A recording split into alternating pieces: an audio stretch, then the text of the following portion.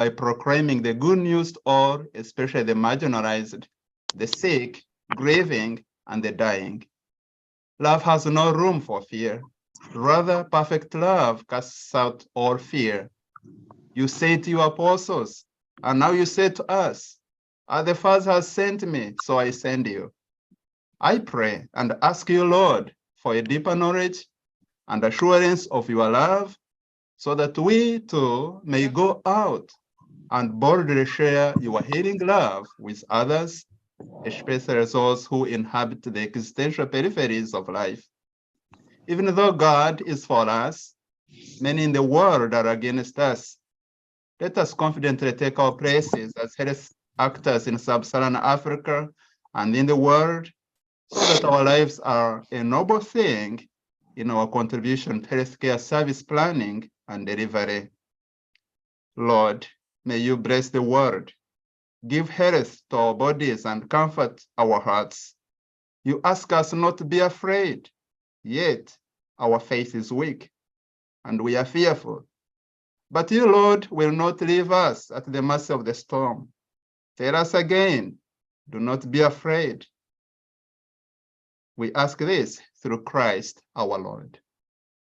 In the name of the Father, and of the Son, and of the Holy Spirit. Amen. Amen.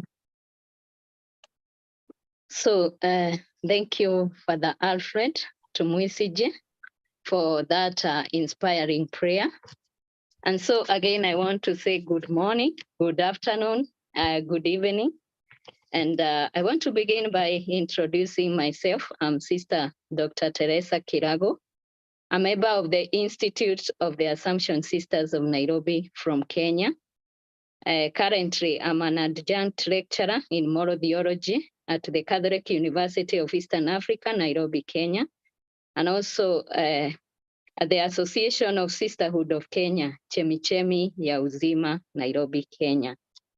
And so as we celebrate the 10th anniversary of Pope Francis, the Health and the Healing Unit of Pan-African Catholic Theology and Pastoral Network, abbreviated as PACTPAN, first welcome our distinguished panelists and experts from Uganda, Nigeria, and Chicago, USA, to reflect on the leadership of Pope Francis and the Catholic Church to global health leadership and solidarity with those who are sick, especially the poor. We look at the ethics of care, social determinants of health, and the witness of the Catholic Church in Africa and the world to holistic healthcare, especially how it is carried out to make a common cause with the poor and those who inhabit the existential peripheries of life. Second, I want to welcome all those who are joining us via Zoom and via PACTPAN YouTube channel. So the theme of our discussion is pastoral accompaniment for the sick today. And our panelists are Professor Therese Laisut from USA, who will be sharing to us on Pope Francis, Paul Farmer, and the Good Samaritan, compassion, accompaniment, and friendship.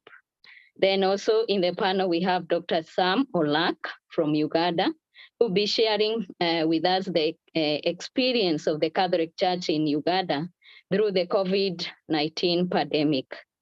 That in the panel, we have Father Stan Chu Ilo from Nigeria, who will be sharing with us on the understanding and addressing the determinants of health through the teaching of Pope Francis. Again, most welcome to our panelists, and all of us who are joining via Zoom and via YouTube.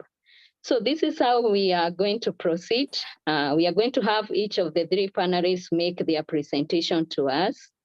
And after their presentation, then I'm going to invite Father Alfred, Sister Zipporah, and Father Pasco to interact with the panelists through the questions or comments. And also those who are following us via YouTube, you can write your comments or question on the chat, and I'll keep track of that.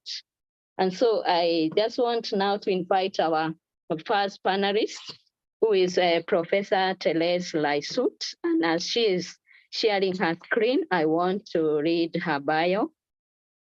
So Therese Laisut, PhD, is a professor at Neswa Institute for Bioethics and Healthcare Leadership at Loyola University, Chicago, and also at a Street School of Medicine. Her scholarly works bring into conversation the fields of biology, medicine, bioethics, and global health. Her most recent work is Prophet to the People, Paul Farmer Witness and Theological Ethics, which you'll be sharing with us by Pickwick Press 2023. It is co-edited by Jenny Weisbrock and Alexander Martin. Further publications include Biopolitics After Neuroscience, Morality and Economy of Virtue by Bruce Barry Academic 2022, co-authored with Jeffrey P. Bishop and Andrew Mitchell. Andrew Mitchell is the 2021 recipient of an Expanded Reason Award. Also, another work is Catholic Bioethics and Social Justice, the Praxis of U.S. Healthcare in a Globalized World in 2019 by Liturgical Press. And then co-edited by Michael McCarthy. Also, another work is on Moral Medicine, Theological Perspective on Medical Ethics, third edition, co-edited with Joseph Kotfer, and also another work is Gathered Journey, Moral Theology in Catholic Perspective by Edmonds in 2007 by Catholic Press Association Award. Also, co-edited with David Masco and McCarthy. She has also authored Caritas in Communion, the Theological Foundation of Catholic Healthcare. That is by Catholic Healthcare Association in 2014. So Dr. Lysut has served as a visiting scholar with the Catholic Health Association on editorial board for the Journal of the Society of Christian Ethics and Studies in Christian Ethics. She is the founding member and the current editor of the Journal of Moral Theology. So in 2020, she was appointed to the Pontifical Academy for Life. And so I have all the honor and pleasure to welcome Professor Therese Lysut to make her presentation. Thank you, Sister Teresa. Next time I will send a shorter list of books. But it is a real extraordinary pleasure and honor to be invited to this conversation today. This is my first meeting with PACTPAN, and I'm so excited to first meet so many of you. Some of you I have met before. One of you is actually currently my student, so that was a real pleasure this morning to walk into the room and see Father Alfred. But mostly I really just want, I'm looking forward to listening today to the all the presentations and then the conversation afterward. And then especially the questions that you all ask. This is a new conversation for me and really exciting, and I think really important. I was invited to talk about, under our theme of pastoral accompaniment for the sick, some of the various ways that Catholics have transformed healthcare in the 21st century, sort of under the model of Pope Francis. So what I'm going to talk about today are some connections between Pope Francis and a physician that some of you may know and some of you may not. So I'm going to do a little introduction to who he is. But this is the physician, the late physician, Paul Farmer, who died just over a year ago in February 2022 in Butaro, Rwanda, which I think is really important for this conversation. You all know who Pope Francis is, but for those of you who are not familiar with Dr. Farmer, he was a physician, a medical anthropologist, a scholar, a teacher, and really a visionary world leader who pioneered groundbreaking models for effectively delivering modern medicine to the poorest people in the world on a large scale with magnificent outcomes that really transformed the way many people think of global health. And this, the kind of linchpin for this transformation and for his vision was the Gospels. And as I'll talk about, the principle of the preferential option for the poor. I'm going to share a couple of things with you. As Sister Teresa mentioned, putting this in the chat. I don't know if the folks on YouTube can see this. But for those who can access the chat, just last month, two colleagues and I, Jenny Weiss-Block, who for many years was Paul Farmer's spiritual director. She is Dominican Oblate. She and I and Alex Martins, who's a Brazilian liberationist theologian who teaches at Marquette University in the United States, we published a book on Paul Farmer's legacy entitled, as Teresa said, A Prophet to the People's Paul Farmer's Witness and Theological Ethics. Now, if you click on the link, you will see that it was published as part of the partnership between, I could have also done that. I'm going to share my screen with a different image in a minute, but that works for right now, so thank you. It was published as part of the partnership between the Journal of Moral Theology and the organization Catholic Theological Ethics in a World Church. Our goal for this series is to make cutting-edge theological scholarship available to people all around the world for free. So you can access the book via the link in the chat, and you can download it. You can also go to the website and download individual chapters if you wish. So I'm really glad to let folks in PACTPAN know that it's been published, and you can download it and dive into it and study it and respond to it. We'll talk about that also in a minute. So there are 4 or 5 things that I want to point you to about the book that I think are some important connections between Pope Francis and Paul Farmer. Here I am going to pull up my screen. Where's my share screen? There it is. So as you saw, can everybody see that? Sister Teresa, can you see my screen? Yeah, I can see it. Okay, good. So as Sister Teresa was just showing you, first I want to point you to the image on the cover. It was designed by another Dominican friar, Cristobal Torres, who knew Paul Farmer well. He had worked with him, and he had done some artwork for the Partners in Health's sister organization, Zanmi La Santé in Haiti. This image draws on 2 things that are important both for Paul Farmer, I think, and for Pope Francis. The first is the centrality of the parable of the Good Samaritan. Pope Francis has talked about, used the principle of the Good Samaritan a number of times in his encyclicals, in his conferences and the speeches that he gives. It figures significantly in Fratelli Tutti. It is central to a really important document that came out by the CDF a couple of years ago called Samaritanus Bonus, which is about medical pastoral care. So this is a really important image that Pope Francis holds up as a vision of the missionary church and missionary discipleship, but it was also central and very formative for Paul Farmer. The other tradition that Father Torres was drawing on is the longstanding tradition in the church of healer saints.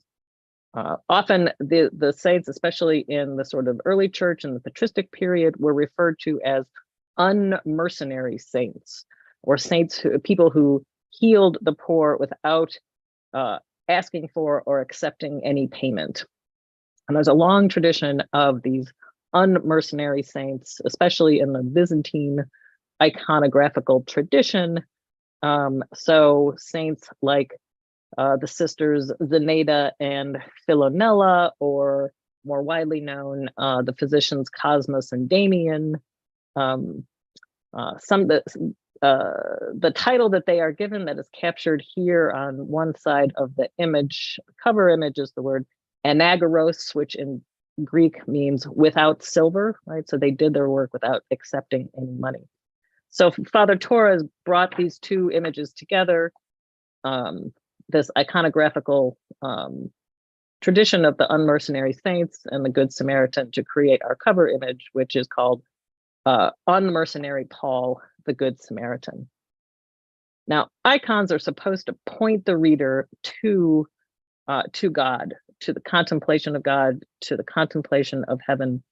And what this image does is it points the reader to the parable of the Good Samaritan, which Dr. Farmer is holding in his hands. But if you look closely, and I think one of the really moving and important things he did with this image, if you look closely at the image of the Good Samaritan, you'll see that the man lying in the road is also Dr. Farmer, right? And the Samaritan, who is Jesus, is a person of color, right? So he embeds in this image of the Good Samaritan really key emphases, both for Farmer, right?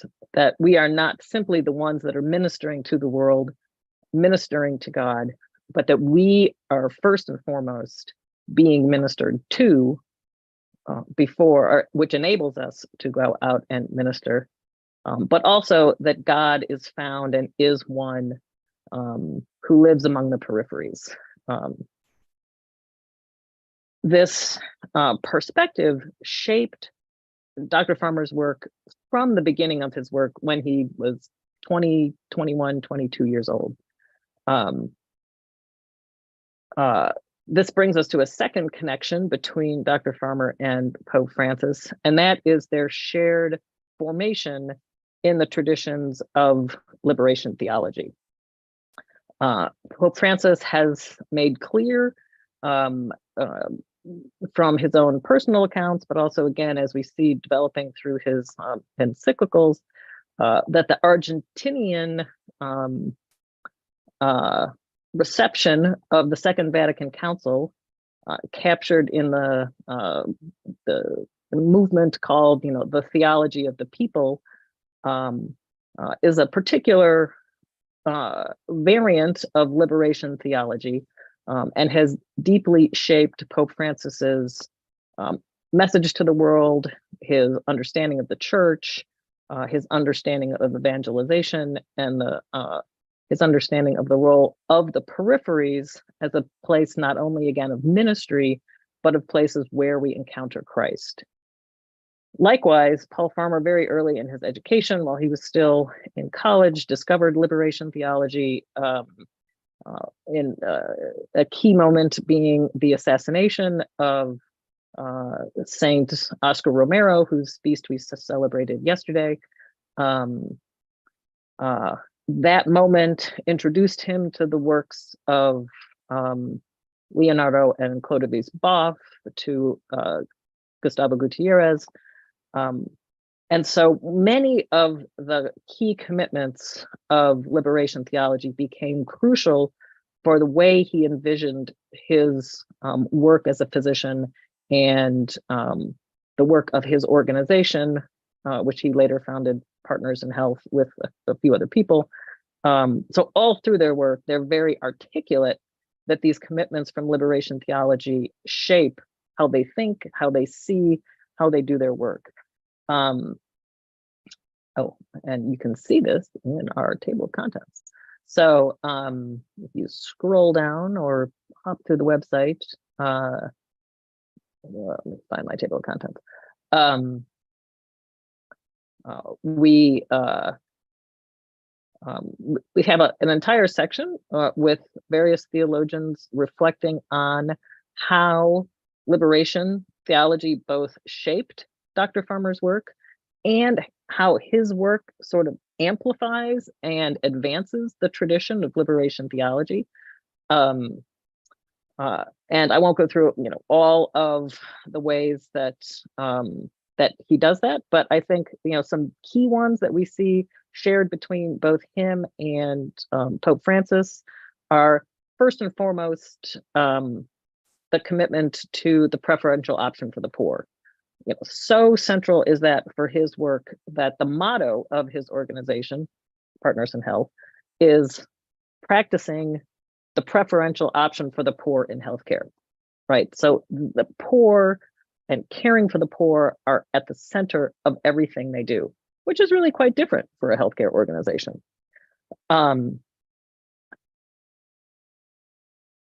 Related to that, but it's not just the preferential option for the poor, but it's, as Father Alfred said, repeatedly throughout his language, he's very clear that for Farmer, each person is a noble thing, right?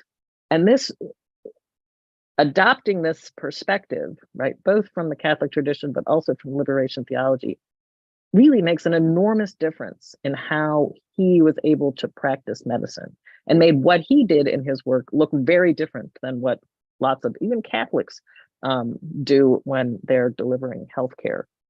He thought, as Leo Guardado discusses in his chapter, it's not, again, just preferencing the poor. It's not just understanding each person as a noble thing, but central for Farmer and for Gustavo Gutierrez, who he learned a lot from and who became his friend, it was actually becoming friends with the poor. So this is a really important foundation of the way he reconceptualized and then practiced medicine. And additionally, he drew from liberation theology a certain sort of theoretical framework, understanding that in order to analyze issues in healthcare, analyze healthcare delivery, understand the driving causes so that we can, come up with realistic, worthwhile solutions. It was critically important to understand how economics shapes our healthcare and the social determinants of health that we're going to talk about. Critically important to understand the structures of violence that pervade our globe, especially in the global South, but also in the global North. These, again, are key emphases that he shares with Pope Francis, right? So attacking a theology, that an economy that kills, attacking the structures of oppression and violence, becoming friends with the poorest and those on the peripheries. A third point that I'll probably treat these last two a little more quickly, since we want to move on to our other presenters, but a third is captured in our the third part of our book, and that's the centrality of accompaniment, both for Paul Farmer and for Pope Francis. Again, Farmer was very articulate and foregrounded the language and the practice of accompaniment in his theory and in his practice. Went so far as to even give a talk entitled "Accompaniment as Policy," as important for rethinking global health policy. But from the very beginning of his work, accompaniment was, again, not just a theological commitment, not just a nice idea, but was a pragmatic strategy of how he came to understand who the people of Haiti, he was originally working in Haiti, who the people of Haiti were, what their issues were, what their needs were. He started his work by, doing something extraordinarily odd, walking around to the community and meeting all the people who lived in the catchment area for their clinic, visiting them in their homes, asking them what they needed, learning about their lives, and learning that some of what they needed wasn't as much healthcare as they might need a roof on their house, right? Some of these sort of social determinants. People would criticize him over the course of his career as he became more and more famous for wasting his time walking 4 hours to meet a patient in their house, wasting time accompanying people. But this accompaniment was both for him important theologically, personally, and practically, but it was also a really important source of knowledge, right? He would not have known what their problems were, what the issues were, and what useful solutions were without this form of accompaniment. The last, and of course, as we have seen, this practice of accompaniment is so important for Pope Francis, right? He did this with his people in Argentina when he was a cardinal. He washes the feet every Maundy Thursday, right, of the poorest people in Rome. He used to spend a lot of time, taking the bus, walking with people, listening to people, being part of the people. And then finally, especially for our purposes, while Paul Farmer started his work in Haiti and expanded it to Peru and Mexico and then to Russia and all over the world, a key place where he spent much of the last 15, 20 years of his life was in Africa, helping first to rebuild the healthcare system in Rwanda after the situation there, working in Lesotho and Malawi, and then more recently working with the Ebola crisis, which our own Father Stan Chuilo has written about in our book. His last book was entitled Fevers, Feuds, and Diamonds, and focuses specifically on the African context, both kind of writing out of his work with the Ebola epidemic, but also going further into both the history and again, the economics and the structures that have created the healthcare landscape in Africa, but then also foregrounding stories of the African friends he made and what he learned from them through accompaniment. So we can talk more about all of that in the Q&A. I think Father Elo might also talk more about some of the work in his own chapter, so I don't want to steal his thunder there. But again, so this is a connection, I think, between Paul Farmer and Pope Francis, especially given Pope Francis's recent visit to Africa, which was so important and moving for me. So I will stop there. The only last point I'll add is that, again, the book is available to you all for free. I hope you read it and enjoy it and respond, right? So one of the reasons we put the book together was to open a conversation among theological ethicists about Paul Farmer's legacy for theological ethics. So if his work, either through the book or through Fevers, Feuds, and Diamonds or any other avenue sparks some of your own work, we at the Journal of Moral Theology would love to receive your manuscripts and to sort of continue the conversation in our journal. So thank you. So thank you so much, Professor Teles, for that wonderful presentation and especially bringing to our attention of this new book on Paul Farmer and the Good Samaritan, Compassion, Accompaniment, and Friendship. And I want to highlight 2 points that you have talked about, relating Paul Farmer with Pope Francis and also the issue of preferential option for the poor, especially those who need healthcare services, and then that aspect of treating each person as a noble being. And so we really want to thank you for that presentation. Now we will interact more with you in the Q&A. And now I want to get to our second presenter, who is Dr. Sam Oloch Olak. Dr. Sam Oloch Olak is a medical doctor and a public health policy and management specialist with 40 years of experience in healthcare sector, including 3 years of healthcare leadership and management positions. He also serves at the Uganda Catholic Secretariat. At the Uganda Catholic Secretariat, he is currently the Executive Secretary of the Uganda Catholic Medical Bureau, UCMB, and the Health Department of Uganda Episcopal Conference, UEC. So before that, he served as a hospital director and a district health officer and a technical advisor to the UEC for global initiatives for HIV and AIDS, TB, and malaria. Then as an assistant executive secretary of the UCMB. He has a lot of interest in corporate governance and is a registered member of the Institute of Corporate Governance of Uganda, ICGU. Also, Dr. Sam has served on a number of has been on a number of governing as well as on advisory boards nationally and also internationally, and is a member of the Uganda Health Policy Advisory Committee.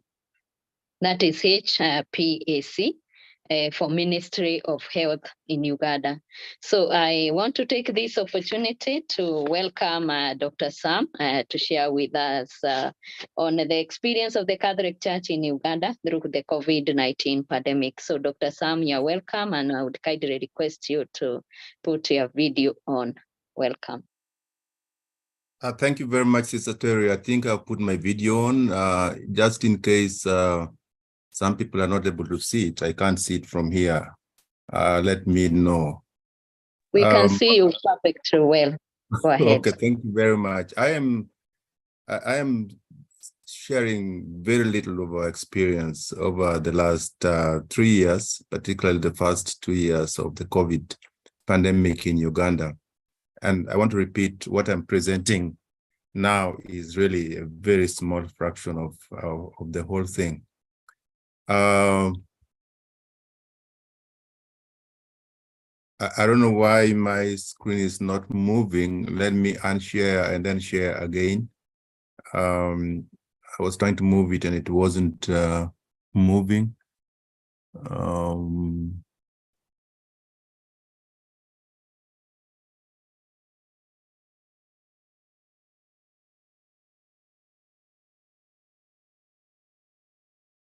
Something is wrong somewhere.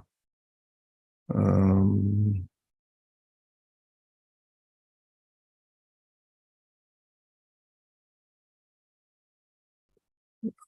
sorry, but let me just check what is wrong.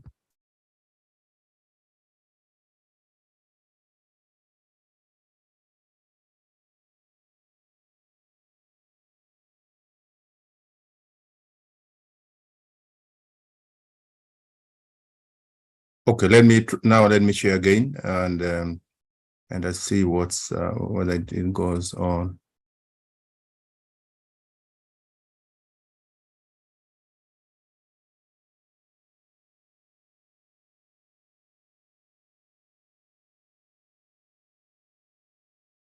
Oh, it's now moving. So again, it's to introduce, to bring the rest of the people who are not familiar with the Uganda Catholic Medical Bureau, as Sister Terry said, it's not an NGO, it's the health department of the Catholic Bishops' Conference of Uganda, the Uganda Episcopal Conference. And it's responsible for coordinating 297 health facilities in Uganda. And we are going to accredit more. And these health facilities are seen to us as places for evangelization, and therefore it provides health pastoral care. That's just a rough distribution of the health facilities across the country. I am not a theologian, but I tried to see what we can derive from the Bible, and I noticed that in Jeremiah 16:6, it was prophesied that they will die of deadly diseases, and indeed COVID was deadly.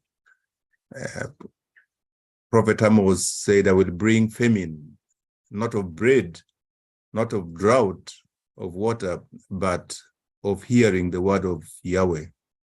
And indeed, during COVID-19, this happened. and said they will stagger seeking for the word of Yahweh. Amos again said restriction on gatherings and burials, as well as restriction on places of worship, would happen. And there was starvation of drought of the word of God because of the restrictions. In Jeremiah, we find as there is forbidding going for a feast or celebration during such diseases. And we know across the world, people who went during the outbreak got very severe infections. And Isaiah prophesied isolation. In Leviticus 13, verse 4-5 and 46, we see again the prophecy of isolation, quarantine in case of infections. At that time, they were talking about leprosy, but this has been applicable to COVID and other situations as well. In Uganda in 2020, we had multiple disasters happening concurrently. We had COVID-19, heavy destructive flood in the western part of Uganda, Kasese district, where one of our hospitals was razed to the ground. We had heavy destructive windstorms in some places, locust invasion from Ethiopia via northern Kenya to Uganda, and we also had the threat of Ebola across the border in the DRC. We had to deal with all these at the same time. We all know that on December 19th, 2019, there was a new virus that was detected in Wuhan city in China. And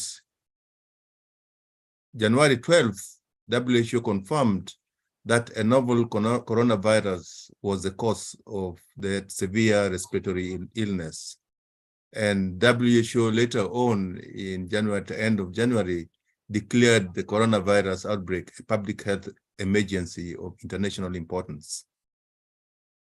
On February 11th, WHO named the new coronavirus disease, COVID-19, severe acute respiratory tract syndrome coronavirus, that is SARS-CoV-2.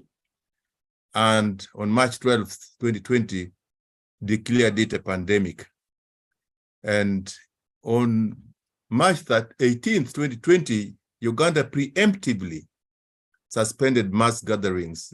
There was no corona case yet, no COVID case confirmed in Uganda, but preemptively the government suspended mass gatherings, initially only for 14 days, but it remained. And but there was no movement restriction. 2020th, Uganda closed all schools, again also as a preemptive measure, because the government saw that if we got a case and there was a lockdown, it would be very difficult for these children to go home. So it also closed all the schools. The following day, 2021, Uganda confirmed the first COVID cases, and all borders were closed except for cargo and goods trucks. And then 2025, there was suspension of public transport, initially for 14 days, and there was restriction on private vehicles. Private vehicles were allowed to carry not more than half the capacity. Particularly, it would focus on 3 people in a car. That was the initial thing. On the 30th, there was countrywide curfew declared, initially for 14 days, but we know this had to go on for a long time. And by May, from the first case in March, we had recorded 100 cases. And by May 18th, 2020, Uganda had reached 200 confirmed cases. Initially, it was slow. The numbers were rising slow.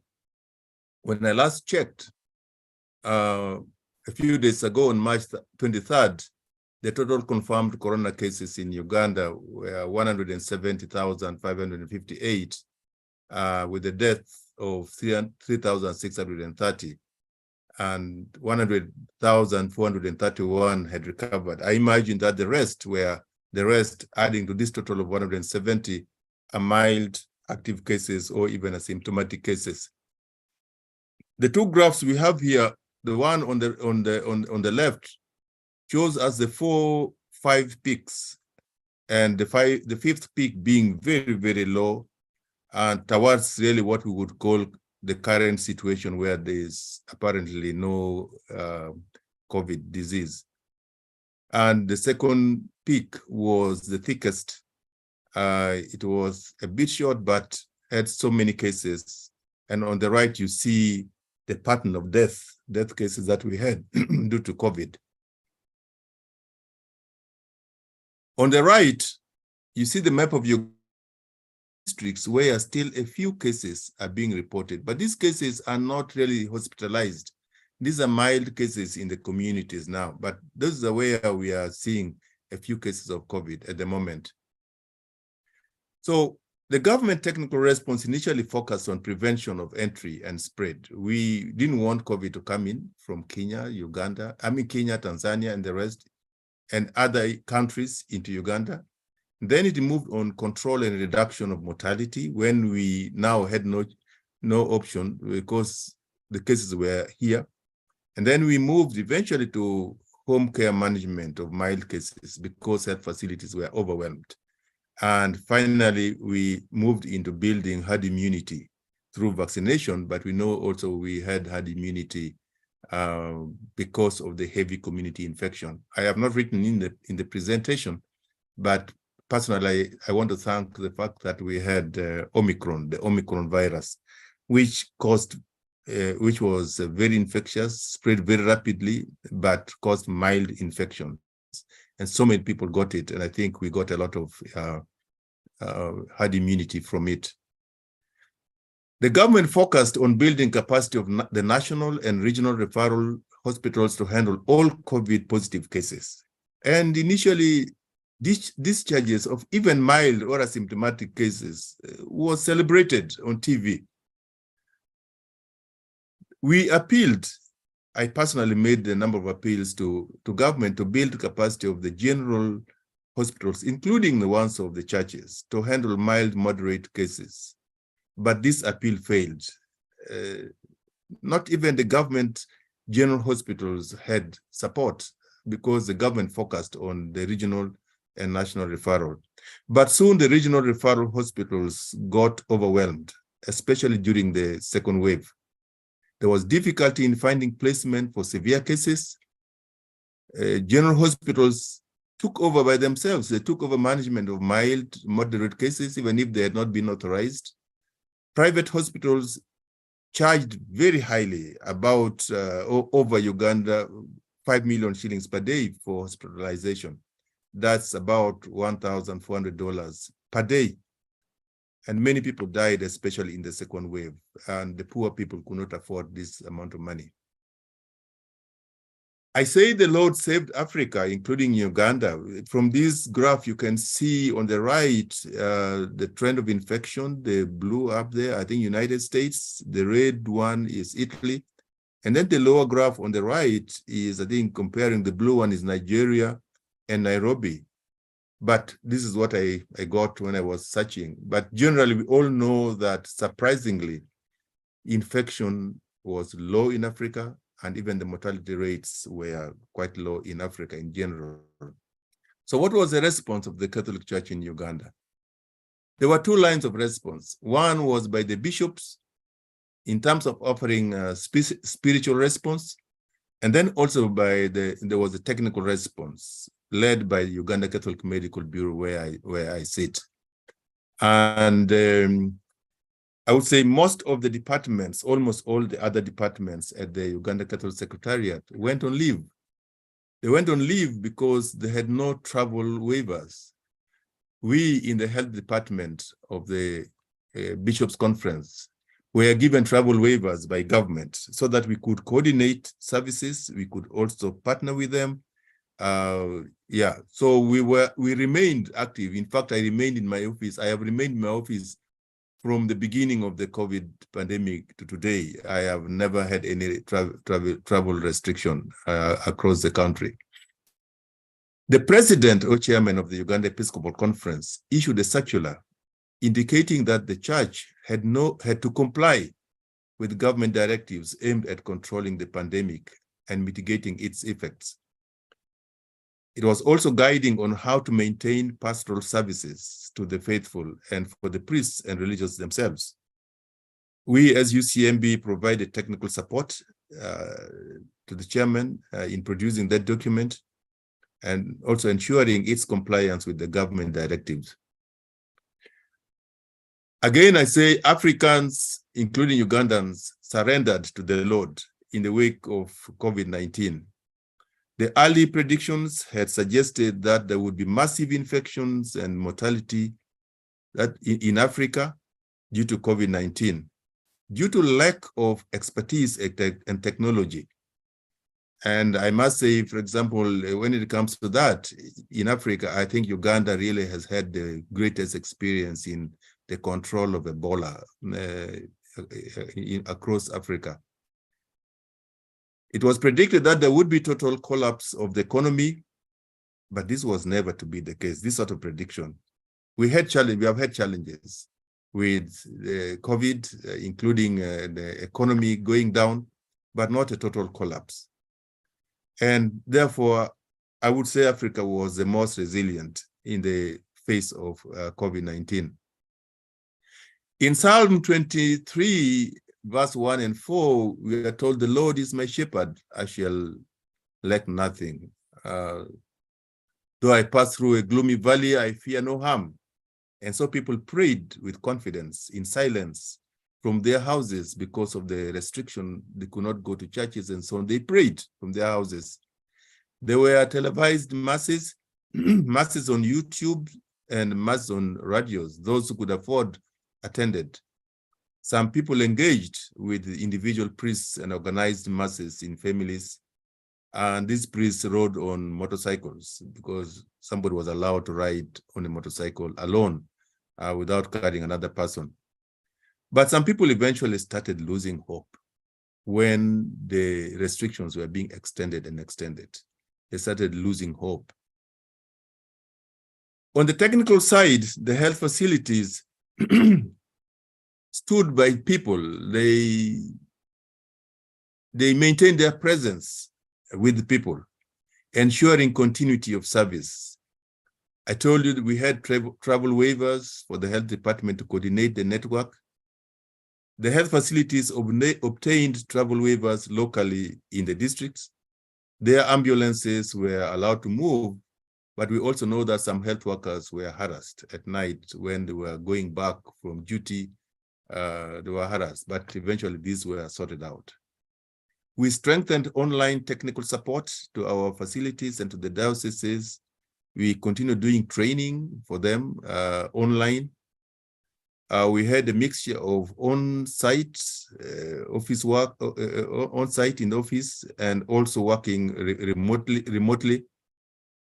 On the 24th March 2020, I issued guidance to hospitals, health centers, and diocesan health coordinators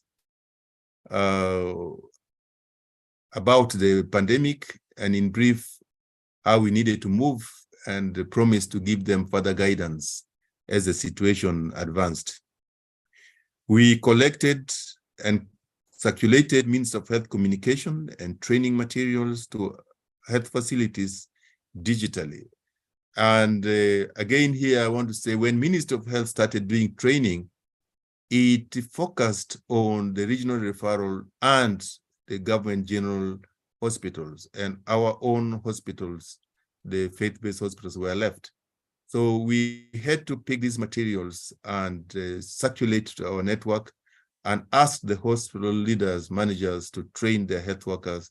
And then we also did some of the training ourselves online for these hospitals.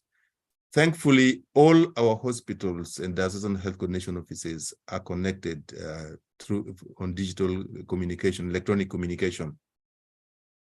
Faith-based hospitals, especially Catholic ones, had no choice but to manage mild to moderate cases, even if they had not been authorized, even if they were being told not to. They were being told to refer. Catholic hospitals, for example, Lacho, Matany, Aber, charged between 500 Uganda shillings to 1,000 for the whole treatment of mild to moderate cases. Remember, I told you the private hospitals were charging like 5 million Uganda shillings per day. But these ones were charging like 500 to 1,000 shillings for the whole treatment, maybe 2 weeks, 3 weeks. That's what they were charging. They were castigated Catholic hospitals were castigated by Minister of Health for treating COVID-19 without permission or without being accredited to treat. But much later, they were praised by the Parliamentary Committee of Health. When they toured the country, they saw what was happening, they praised our facilities. There was a nurse in one of our health centers in the northwestern part of this country, Arua Diocese, a nurse who wheeled a chair for 2 kilometers to the regional referral hospitals after waiting in vain for an ambulance from the district COVID task force. She wheeled this patient, as you see in this picture, on a rough road up to the regional referral hospital. She was blamed by the local district authorities for being unprofessional. The journalist from Radio Patches, a Catholic radio, who took the picture and put it on social media, was reprimanded and had to go into hiding for some time to avoid being arrested. But the nurse was praised by the public, and the Minister of Health called her a heroine. The minister tweeted saying, "A true hero she is, true definition of service before self. I celebrate Sister Doris and all our health workers who sacrifice their lives to save thousands of lives daily. I appeal to the public to remember them in prayer and support them by following the Means of Health guidelines," she tweeted. She was later declared Nurse of the Year and granted scholarship for further studies by the Minister of Health. We developed a comprehensive COVID-19 response plan, which costed over 4 billion. We shared it with the Minister of Health on their request, but we were not funded by government. Instead, we obtained 4 small grants to support especially provision of personnel protection equipment among the health workers. And we focused, because of the limited funding, we focused mainly on districts at the borders. We got funds from the Greater Foundation in the United States, with which we procured PPEs for health training institutions. We got money from Caritas Denmark through Caritas Uganda, through which we supported 3 dioceses and also trained the respective health workers. We got money from the German embassy, and we supported 27 hospitals and also trained the health workers. And we also got money from the German embassy. We supported the 55 health centers. And then we also got money from Miserio, again in Germany, and we supported 27 of our 33 hospitals. We have in total close to 300 health facilities, but we were focusing on these who were mainly at the border areas. We repurposed some funds, which was meant for a human resource project here, also to provide additional PPEs for the health workers. And here are some of the pictorials. The German ambassador on the left here seen flagging off some of these, and then on the right, again, the distribution of the health facilities. In June 2022, June normally is the time when the bishops have their plenary, and in anticipation that the bishops might want to have a plenary when the restrictions were eased, we developed a guidance, some standard operating procedures for them. And we did this in consultation with the Minister of Health, and it was towards the end of the first wave, but they ended up not having that plenary. Again, in August, we developed SOPs in anticipation of maybe the government opening up, partially opening communal worship. So to guide how we would handle those. But again, that time it was postponed. In general, with all these restrictions, there were mixed responses. Some clergy, even Catholics, felt large prayer gatherings were the solution, or should have been the solution, instead of causing restrictions. So they resented and tried to, to resist the restriction of public worship. And some were initially arrested. Some felt that the closure of places of worship was a betrayal and fight against faith. And they joined the fray of conspiracy theory to fight against the government strategy. And there was spiritual starvation. Some families organized private masses to which priests traveled on motorcycles to go. But I must say, on a sad note, that a number of priests actually died. I died of COVID, and in some way it caused fear, even in those who were, fighting against the restriction. The solitary life for clergy, there was solitary life for clergy who already led some sort of, life in isolation. They were further isolated by this restriction. There was depression developing in them. Clergy in poor parishes in rural areas became desperate. Some started breaking the quarantine and organized masses, and they were arrested. I know at least one diocese where a priest was arrested and the bishop had to step in. Some communities, as I said, responded by collectively supporting their clergy, collecting money and giving to the parishes and to the houses of the religious. There were some, in some cases, the communities did not report suspected cases of COVID for the fear of isolation, for treatment and death, because they said if we report, they will be isolated and they will die in isolation. They also did not report with the hope of slowing the statistics so that the economy and churches could reopen. And there was also the fear of continued lockdown and economic hardship, so they didn't want to report. There was the fear of stigmatization, community isolating families with infected persons, even if they had recovered.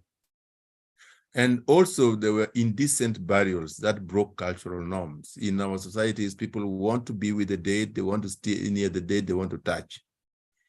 The economic lockdown caused mental stress, family conflicts, and there were breakdown in spiritual health. The impact on our facilities was a slow in utilization of services. Overall, we had a reduction of outpatient attendance by 15.6%, this being 11.6 in hospitals and 18.4 in the lower level facilities. Admissions went down by 19% overall, and more in the lower level health facilities. Antenatal attendance went down by 14%, especially in hospitals, because they're even further away from the community.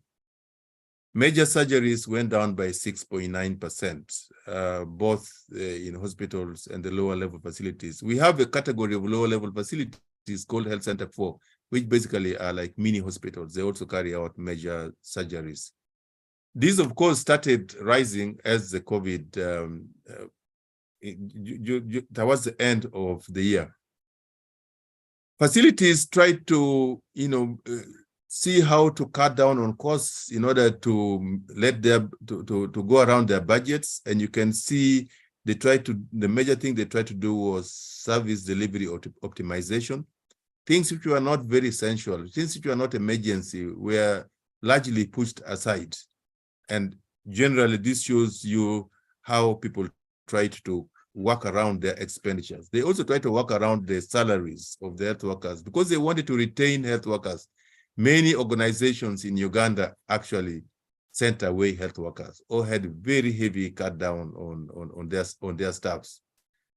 The health workers in our network, the health facilities in our networks struggled to keep the health workers. In a few situations, they had a reduction of the workforce a little bit. Some started working part-time or a few days in a week, but they tried to keep them all.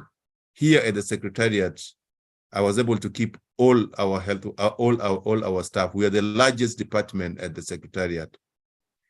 There were some positive impacts of the COVID.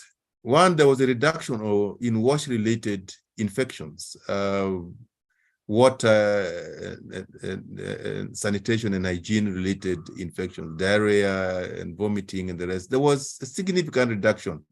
There was also a reduction in upper respiratory tract infection, and also a reduction in allergic rhinitis and sinusitis. I am one of those. I am very allergic.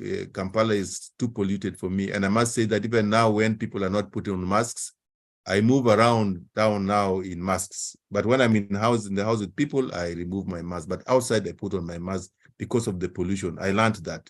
Some people have kept the practices of the COVID-19 period. And we at UCMB and the whole Catholic Health Network are now focusing on building resilience for sustainability. We keep discussing. We had our annual health assembly a few days ago, and this was a major topic of our discussion because we can have another pandemic, we can have another disaster.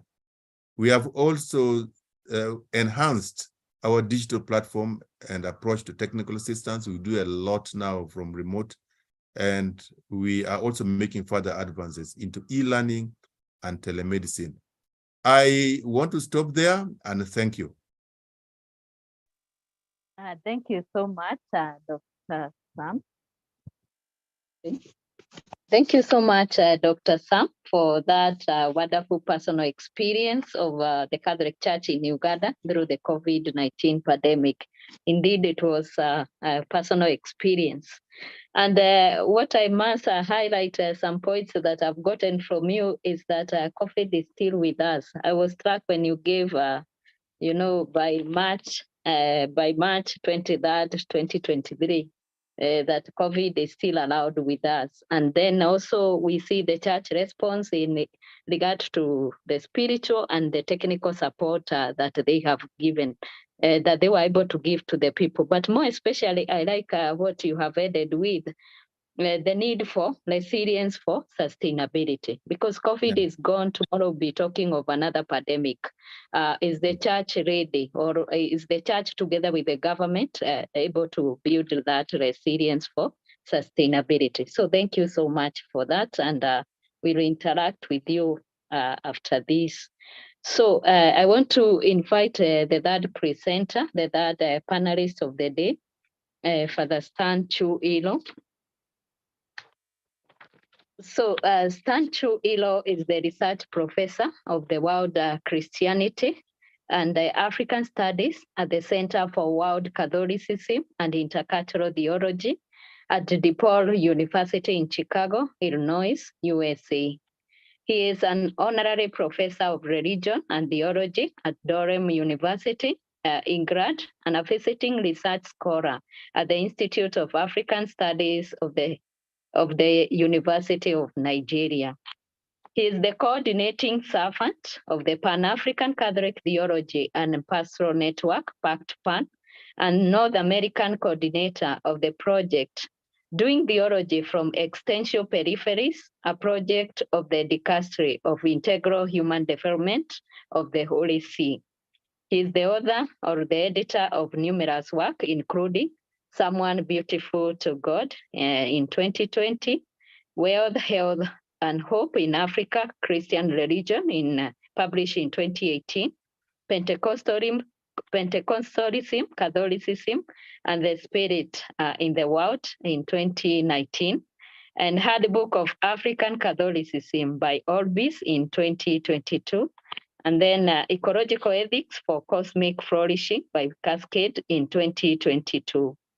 And then under the Paraphatry, that is Post-Vatican II African Ecclesiology in 2023. And then also A Poor and Merciful Church in 2019, Church and Development in 2014. And then finally, The Stories My Granny Never Told Me, that is the memory and orality in the narrative of African Christian history, in African Christian biography, Stories, Lives, and Challenges, Cluster 2018. So I have all the honor and pleasure to welcome Father Stan Chu Ilo to make his presentation. Thank you very much, Sister Terry Kiragu, for that generous introduction. And thank you, brothers and sisters, for being here.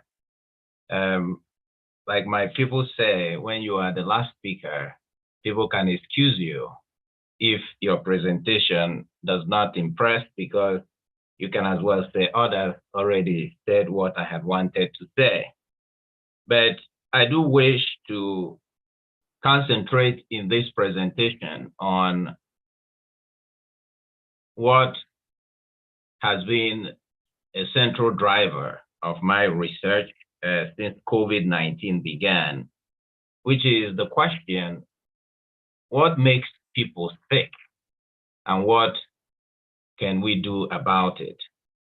So focusing more on preventing people from falling sick than the constant reactionary approach to public health. And what I share with you are just some ideas that I'm developing in my forthcoming book, Health for the Poor, Catholic Global Health Leadership Beyond the Pandemic.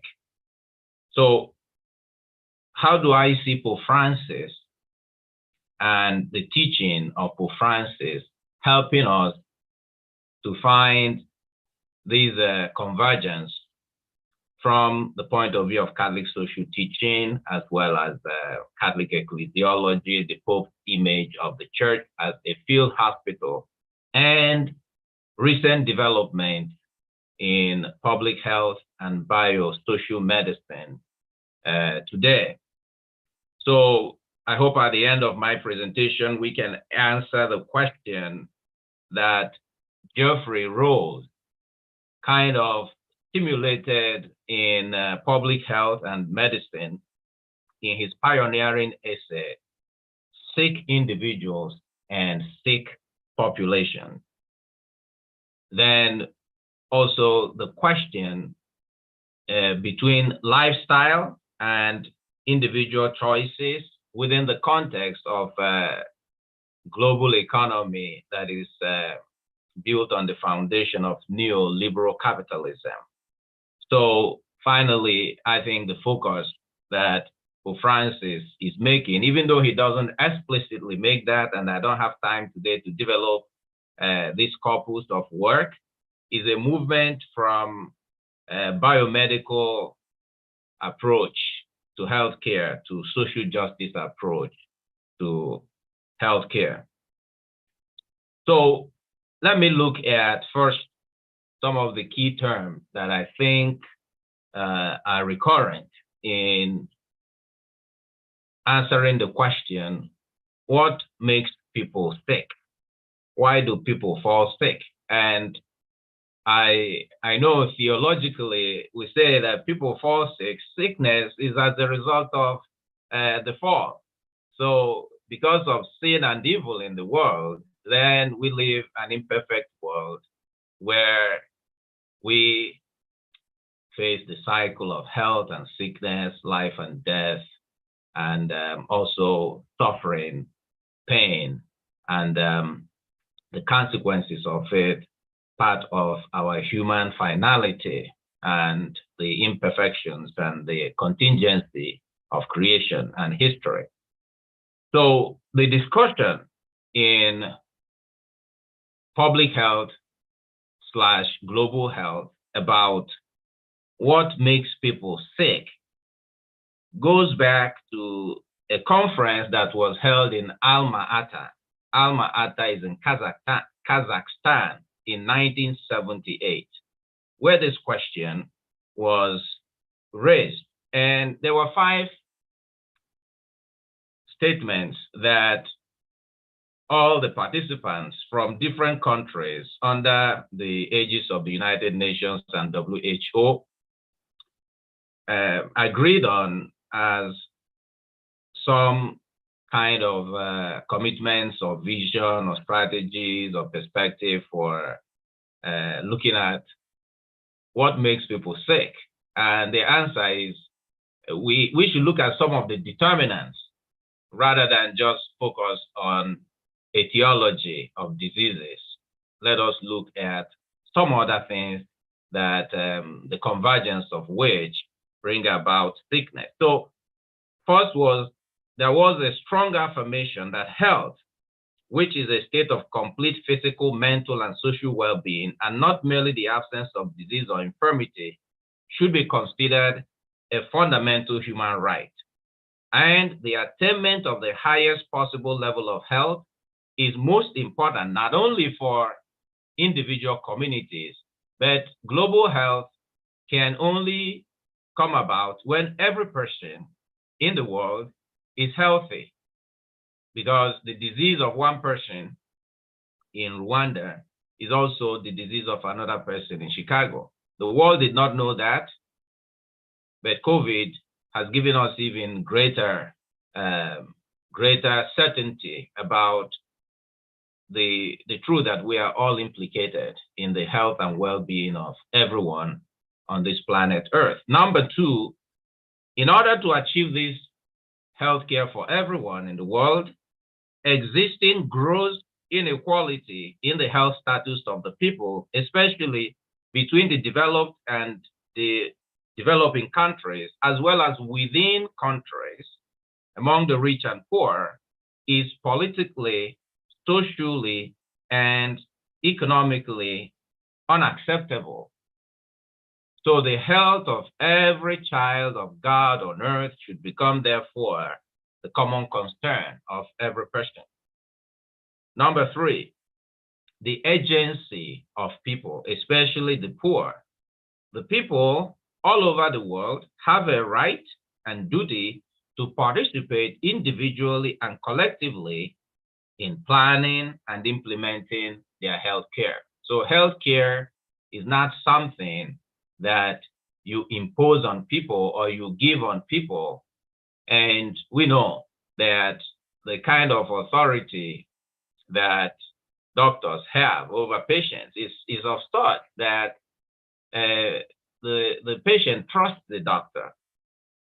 And the kind of authority international mission workers, healthcare mission workers in Africa has is sometimes a bit absolute. They don't even follow the local rules of the national public health policies and principles because of the asymmetrical power relation often between Western healthcare workers and the local African healthcare workers, or the asymmetrical relationship between doctors and also spiritual healers, which is becoming a big challenge in Africa, of faith healers and people who have reached the limit of their strength and come to them and will take any prescription, spiritual or pharmacological, that is given. Then number five, there is an acceptable level of health for all the people of the world can be attained with a fuller and equitable distribution of world resources. This was in 1978, and you might think that this is still the same reality if you remove 1978 and put 2023. These five principles are still valid. Now, during the 1980s, we began to hear the word health promotion, disease prevention, health education. Now, whereas the term health education existed long before and was considered consistent with disease perspectives and focused attention on prevention of disease risk and diseases, it has never been fully discussed, understood, and implemented as public health policy or global health policy. Hence, in 1986, the famous Ottawa Charter Convention, International Conference on Health Promotion, had to define health promotion as the process of enabling people to increase control over and to improve their health. And it's still considered a very valid principle of furthering health promotion. And I argue that when we deepen our understanding of Pope Francis's teaching especially his critique of global economy and his emphasis on the agency of the poor, we will immediately see that this principle of health promotion is baked into this teaching of Pope Francis.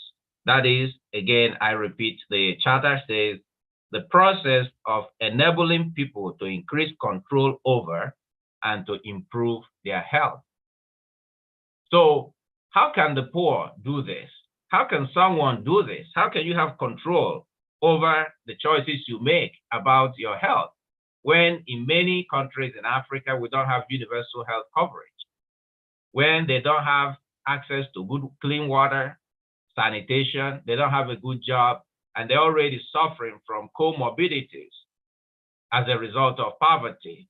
You know, we know the devastating impact that when you look at what you call the DALYs and the QALYs, disability adjusted life years and quality adjusted life years of individuals who live in resource-starved countries with health deserts, that really, if you look at the perspective of freedom, what is freedom?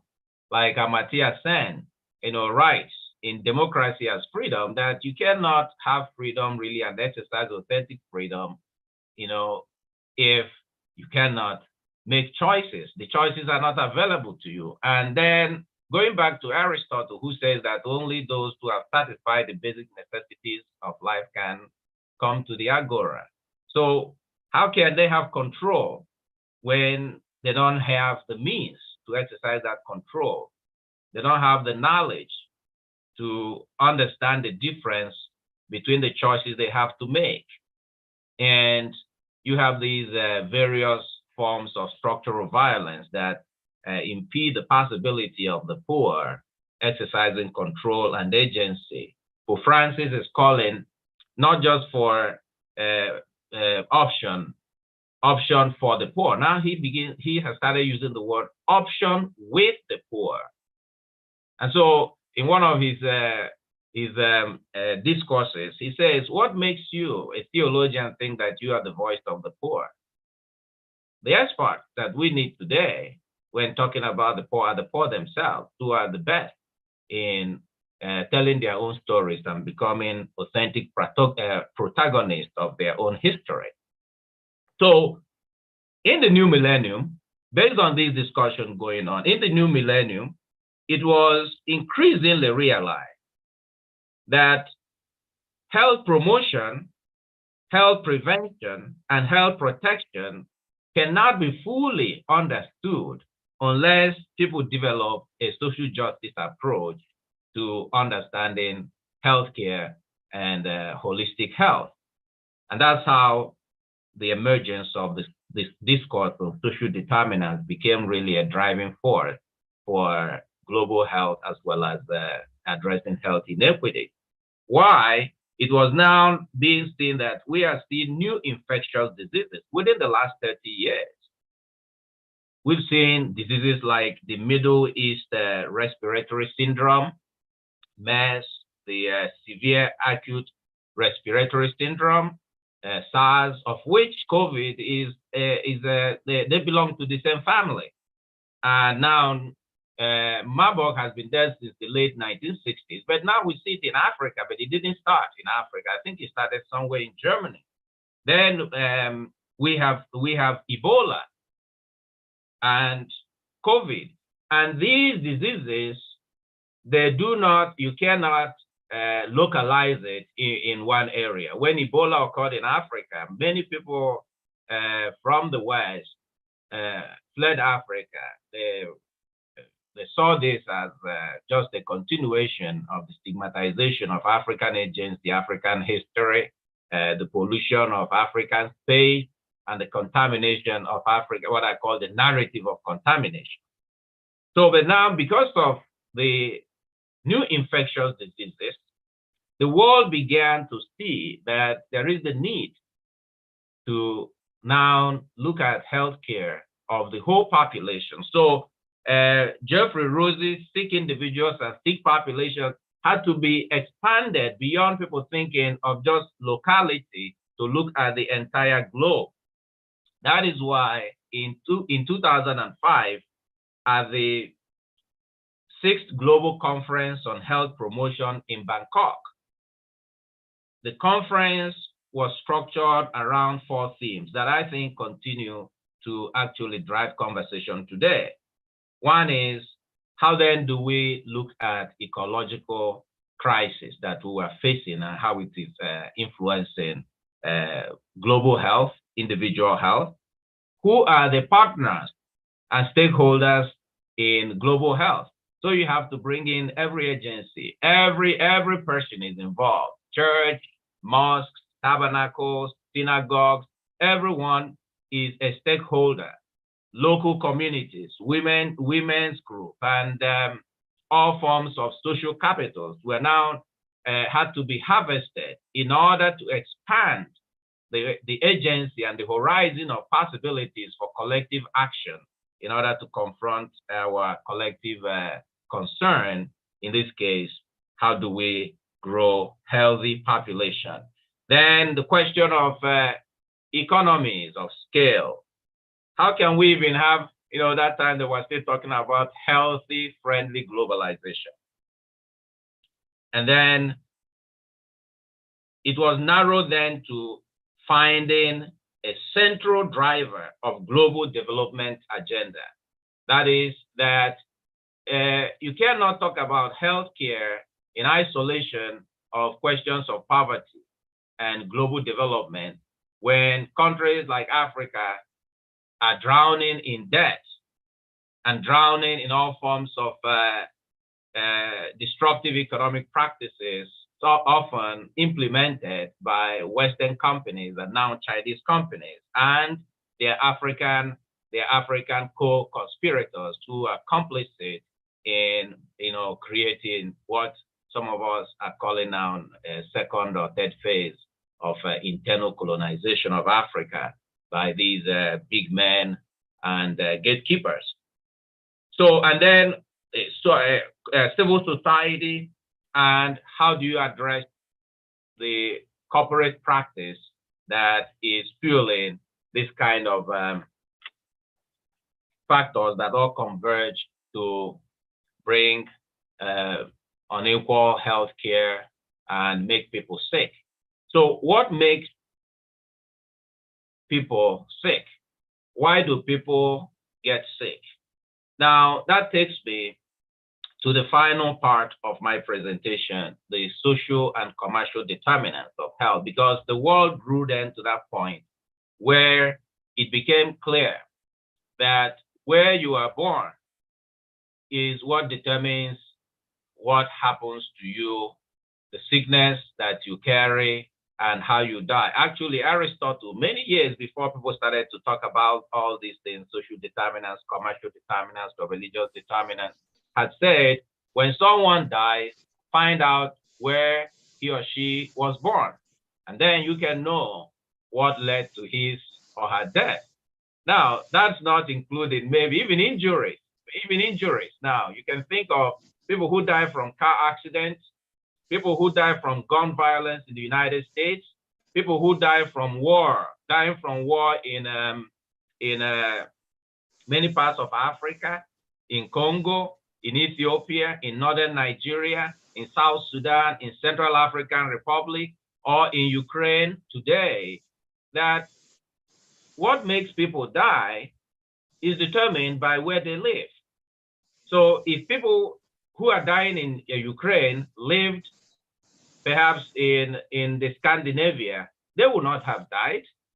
So even what Aristotle says is true, not only of diseases, but also of injuries. Because some of the factors that lead to death today, even wrong policies about speed, the speed limit, bad roads, they all determine why people die. And this has always been a concern for me, that when people die, you say to them, it is God's will. God has called him home, or God has called her home. When my sister died from eclampsia 25 years ago, that is pregnancy-induced hypertension, she was 29. And when she died, people were telling me accept it at God's will. God has called your sister home. And I said, I'm not going to be able to explain to my nephew in years to come. God loved my sister so much that he made it possible. God made it possible for her to go so quickly so that she will be at home with God. So these are some questions then that lead me to this research that I am doing and looking at how Pope Francis is helping us to rethink what kills people in our world today. When Pope Francis says that our economies are economies that kill, or when Pope Francis says the church is a field hospital, we can see the link between that and the social determinants. And I'm going to be quick here because I want us to have a more robust conversation around this topic. So the social determinants are the causes of the cause of disease, meaning that we ethicists, theologians, public health workers, and all men and women of goodwill must go beyond making judgment of etiology or epidemiology for the prevalence of diseases in our world to look at the wider causes of diseases which go beyond a single pathogen, virus, bacteria, or germ. That means we have to understand health in a very holistic way. So more system-based analysis of healthcare, health systems, and priority settings and policies of the government, even our pastoral approaches and social engagement. So again, moving back to social justice approach to medicine and healthcare and public health. So the social determinants of health, in my thinking, says that diseases do not just happen. COVID did not just happen. Epidemics don't just occur. They are the sum or aggregate factors of diverse nature that must be understood and addressed in providing a comprehensive approach to human and cosmic flourishing. What Henry Giroux says, referring to the high number of African Americans that died here in the United States as a result of COVID, vis-a-vis white America, or Black and brown people that died, higher number, disproportionate number. In the UK, just to give an example, vis-a-vis white British citizens. He says the pandemic may have been indiscriminate in terms of those it affected, but its effects bore down disproportionately on poor people of color, proving Martin Luther King Jr.'s claim that of all forms of inequity, injustice in healthcare is the most shocking and inhumane.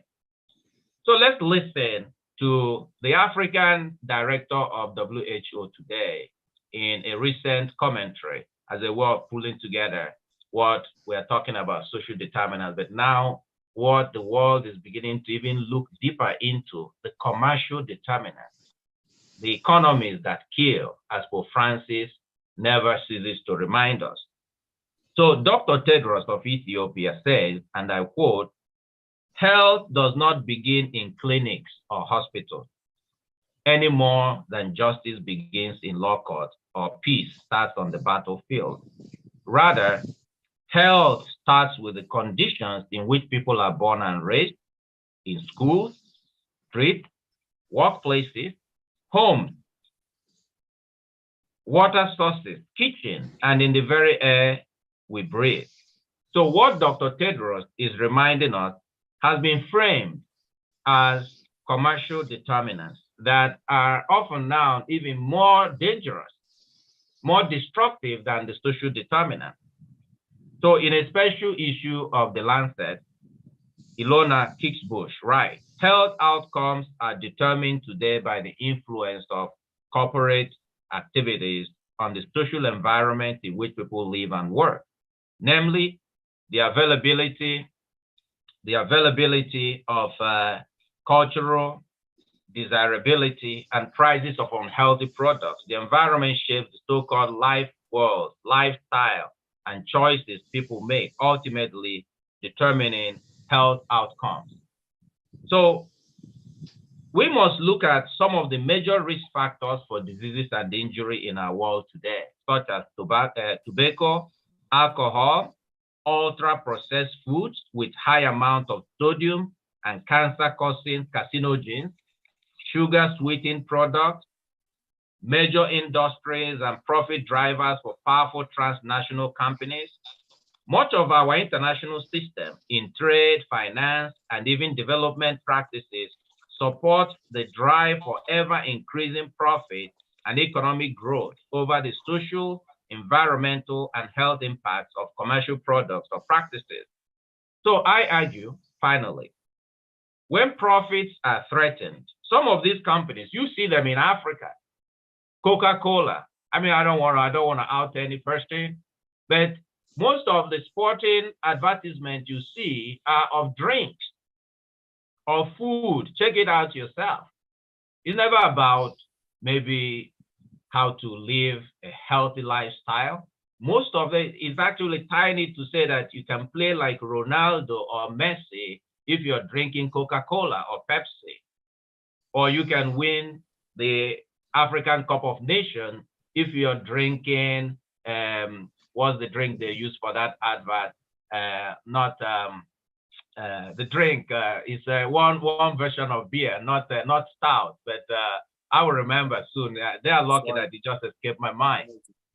As if to say that these people who play, they are even discouraged from drinking beer. But then they are the ones who are advertising beer when they are playing the World Cup or African Cup of Nations. Or these footballers are told not to smoke, but they are advertising tobacco, cigarettes, that during commercial breaks when you're watching soccer or any of these or the Olympics. So these people are destroying the health of the poor, destroying the health of individuals. So I ask you, let us step back and think of the high carbon emission in Africa's cities and highways through second-hand cars that are flooding African markets in Mombasa or in Lagos. These cars that failed carbon emission tests in highly developed countries are shipped to our continent. Think of the quality of air in our cities in Africa as a result of industrial pollution and oil exploration in places like Nigeria and Libya, or the quality of water we drink because of industrial waste and spillage and contamination.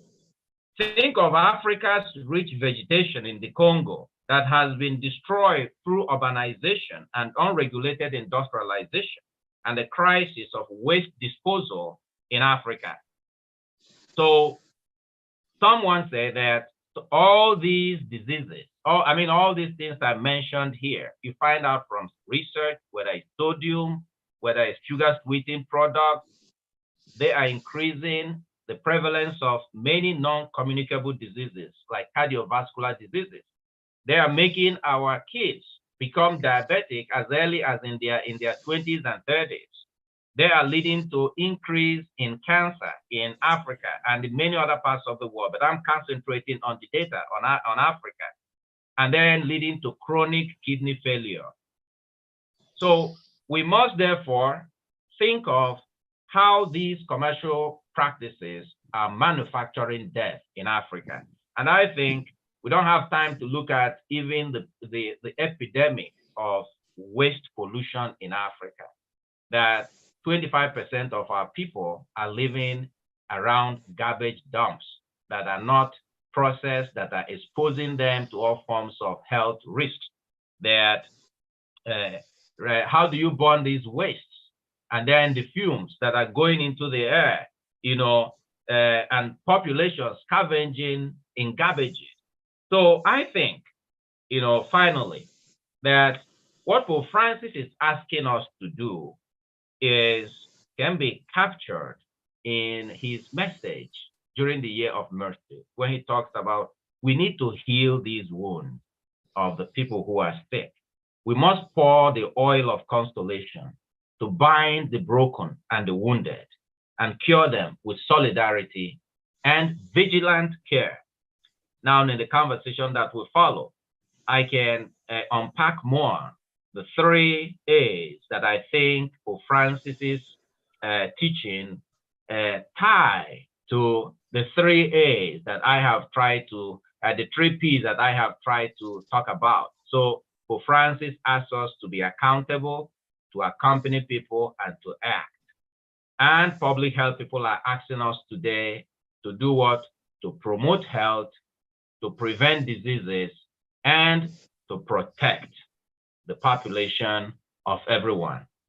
We can do this if we begin to see the convergence between some of the teachings of our ancient faith, our Catholic social teaching, if we see the connection between it and public health.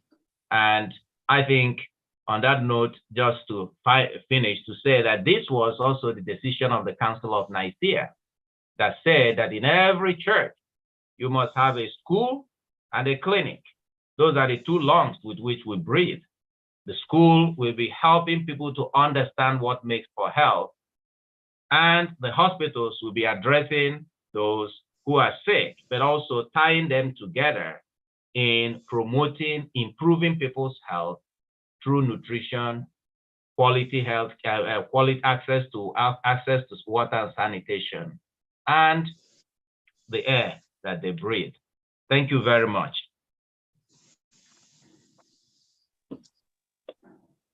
Very much, Father Stan, for that wonderful presentation on addressing the determinants of health. And just to make a comment is that you began by saying that we are all related, that when one group is suffering when one nation is suffering, the whole world is also suffering together with them, and the need to go beyond the diseases, to look at the underlying conditions. So that is the social and commercial determinants of health. And finally, the 3 A's, to be accountable, to accompany, and finally to act. Now, at this juncture, I want to invite those who are going to interact with the panelists. I want to invite Pascal, Alfred, Zipporah, and Valentine, and Valentine, and they are going to give their comments to our panelists, and then I'm going to invite one after the other to give their comments, and then finally our panelists will be able to respond. So please ask the panelists maybe to listen, and then after they have all given their comments, then you can come in. So welcome, Pascal.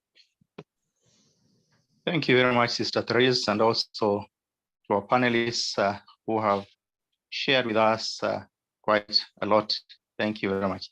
My first comment, and most likely a question in between, goes to Professor Therese. And then continue, please. Sorry for that hitch. My name is Father Pascal Mwakio. I come from Kenya, the Archdiocese of Mombasa, and my area of specialization is bioethics. Thank you.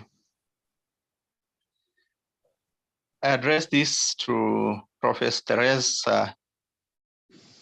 Salt. I pronounce well the second name, from Chicago, who also happens to be a bioethicist. So thank you for your presentation regarding the connection between Pope Francis and Paul Farmers. And the issues you have raised are quite important in matters of health, and especially relating that to the parable of the Good Samaritan, whereby Pope Francis addresses that parable in his world message for the sick, and also quoting the encyclical Fratelli Tutti. You mentioned about the unmercenary saints or holy unmercenaries who were offering their service free of charge. We know in this world it is quite challenging to do so, especially where you have no other resources or source of income.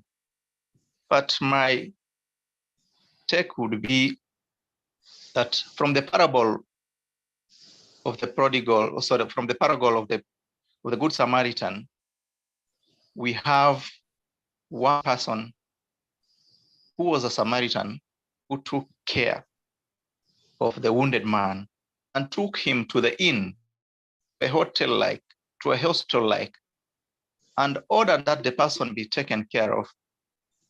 And if there's anything to be paid, they would pay later on.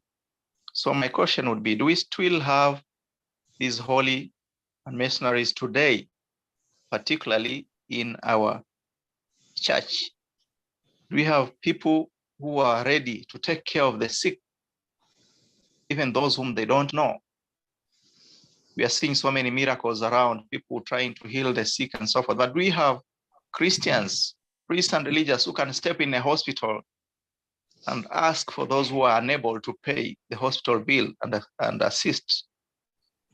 We need to have even Catholic hospitals today which can offer a certain percentage of payment, subsidize the bills for the sick. So we need to journey with the sick like Jesus. And then the other final point is about how do we journey with these poor people, especially when it comes to technological issues, bioethical issues, biomedical issues, whereby they need somebody to assist them. We know consultations are difficult. Can we afford to have even some consultations, if not totally free, at some percentage, so that these poor people whom we are preferring the preferential help or assistance or care for the poor, who can be informed of the decisions, medical decisions, decisions about treatment which they have to undertake, which have got to do with technology. Maybe they don't understand what exactly this operation is all about. How does it affect them? How does it impact them? And then the other point would be accompanying, of course, those who are sick in that parable of the Good Samaritan. And we realize that we'll not only need in the journey of accompanying the sick, we'll not need just to be religious, but we'll need to be friendly, like the Samaritan who turned out to be a good neighbor to the other. The second point is to Dr. Sam Orach from Uganda. And my question is, how do we bridge isolations which were brought about by COVID-19 with that accompaniment of the sick, with that care of the sick, with that human touch? We know during the COVID-19 moments, even baptisms, confirmations, anointing of the sick, mass was a problem. You have to either put on gloves or not even do it. So how do we bridge that isolation and that accompaniment? Do we have people, priests, you have mentioned the example of the nurse who went all ahead with a wheelchair taking the sick to the hospital. Do we have courageous religious men and women and Christians who are ready to offer even their lives, come on, whatever may, to serve those sick? Or is it the safety and the fear of death which we have to put first? So we need to bridge that gap between isolations and that accompaniment, care and accompaniment of the sick. Of course, you have mentioned areas whereby this gap was bridged by technology, but then we need to see that accompaniment of the sick and how it can be done to bridge that gap. We need also, I would mention that that preparedness in the church in terms of modern technology, because we witnessed how some of the religious and the priests could not even assist their own, the faithful, because they were not conversant with technology. So we need that preparedness in terms of the personnel themselves, the priests, the sisters, and even some of the Christians, and also in terms of the installation of these devices and equipment in the church. And finally, self-sustaining projects which would assist people in terms of these pandemics, rather than relying only on church collections. And finally, I address this to Professor Father Stan 2. And you have talked about promoting health, preventing it, and protecting. So your main question is, what makes people sick? What makes people sick? When it comes to Pope Francis' teaching about the sick, apart from what you have suggested, which is quite valid, I want to also put a challenge on this. Determinants of health. What makes people sick today in relation to Pope Francis?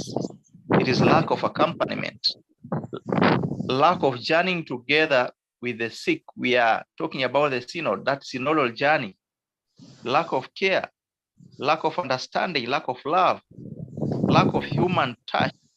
We've seen how many times, not only Pope Francis, but at this current time, Pope Francis, how he stops on his journey towards the church, the Piazza San Pietro, just to greet or to touch a child or to touch a sick person on a wheelchair. So in this sense, then we really need to look at these areas which make people sick. And then the other thing I would want to mention is there is that synodality, if I would say, with technology. How is the church journeying with technology? Not to be guided by it, but to give it direction, and at the same time to journey with it. There are so many advantages of technology to the health sector, but can technology become a challenge? Can it become one of the ways in which contribute to people being sick? For instance, we have artificial intelligence coming up very strongly, the use of robots. Will there be issues of inequality? Will there be issues of justice in accessing these technological apparatus with the automation of machines working and replacing the medical staff? Will there be any challenge on that? So will technology contribute to also illness and isolation? So I think I should end there so that I give others also a chance to air out their views. Thank you very much. Thank you. Thank you, Father Pascal, for that. And I'll quickly ask the other person who is commenting, Father Alfred, please do so. Thank you, Sister Teresa. I would like also to first thank our presenters,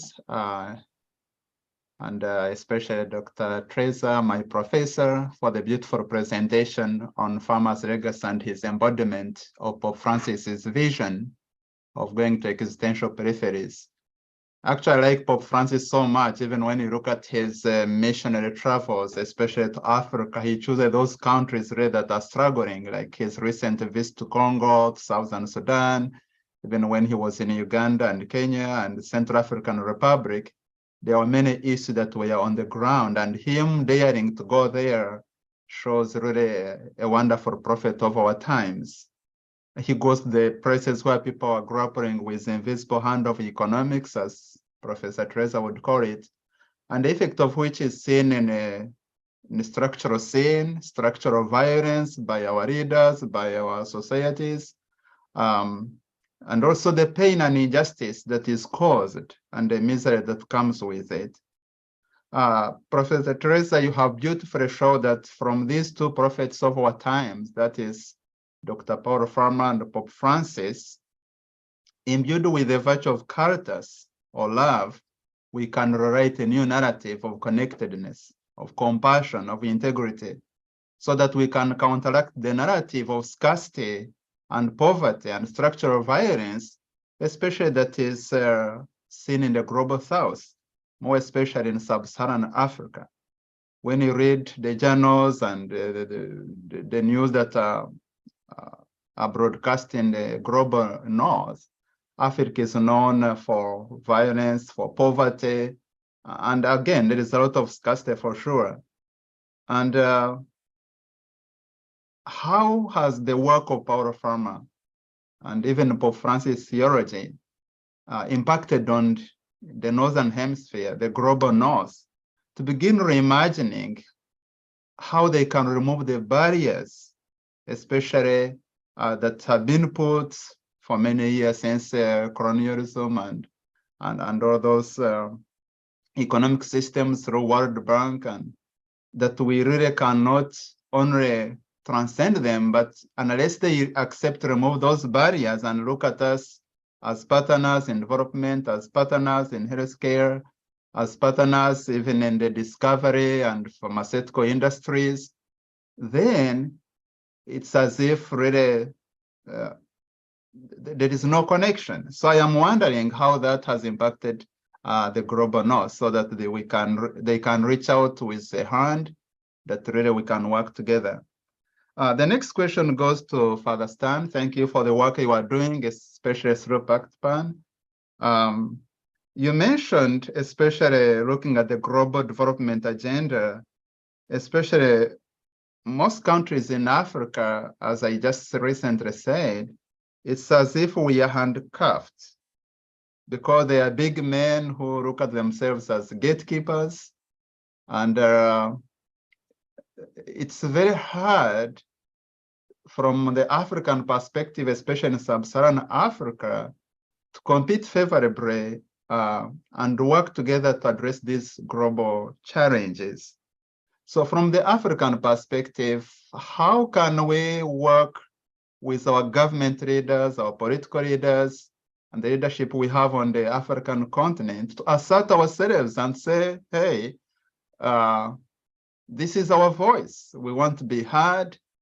Also, we can be gatekeepers for what we want in Africa, for what we think works in Africa, and what we think is good for our people. How can we augment this voice of our African leaders so that together we can feel we are being heard, our people are being represented, and then we can continue to focus on health and healing of our peoples. And another comment I wanted to make is the Catholic healthcare leadership. There is the African philosophy of Ubuntu. We do this together, we are in this together. We are not alone. So on the African continent, especially those who are working in healthcare industry,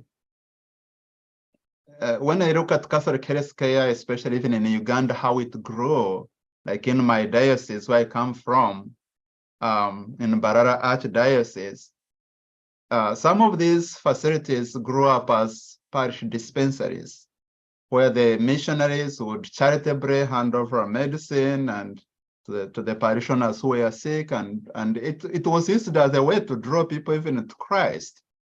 And as it grew, still it has remained as a charitable hand of the church.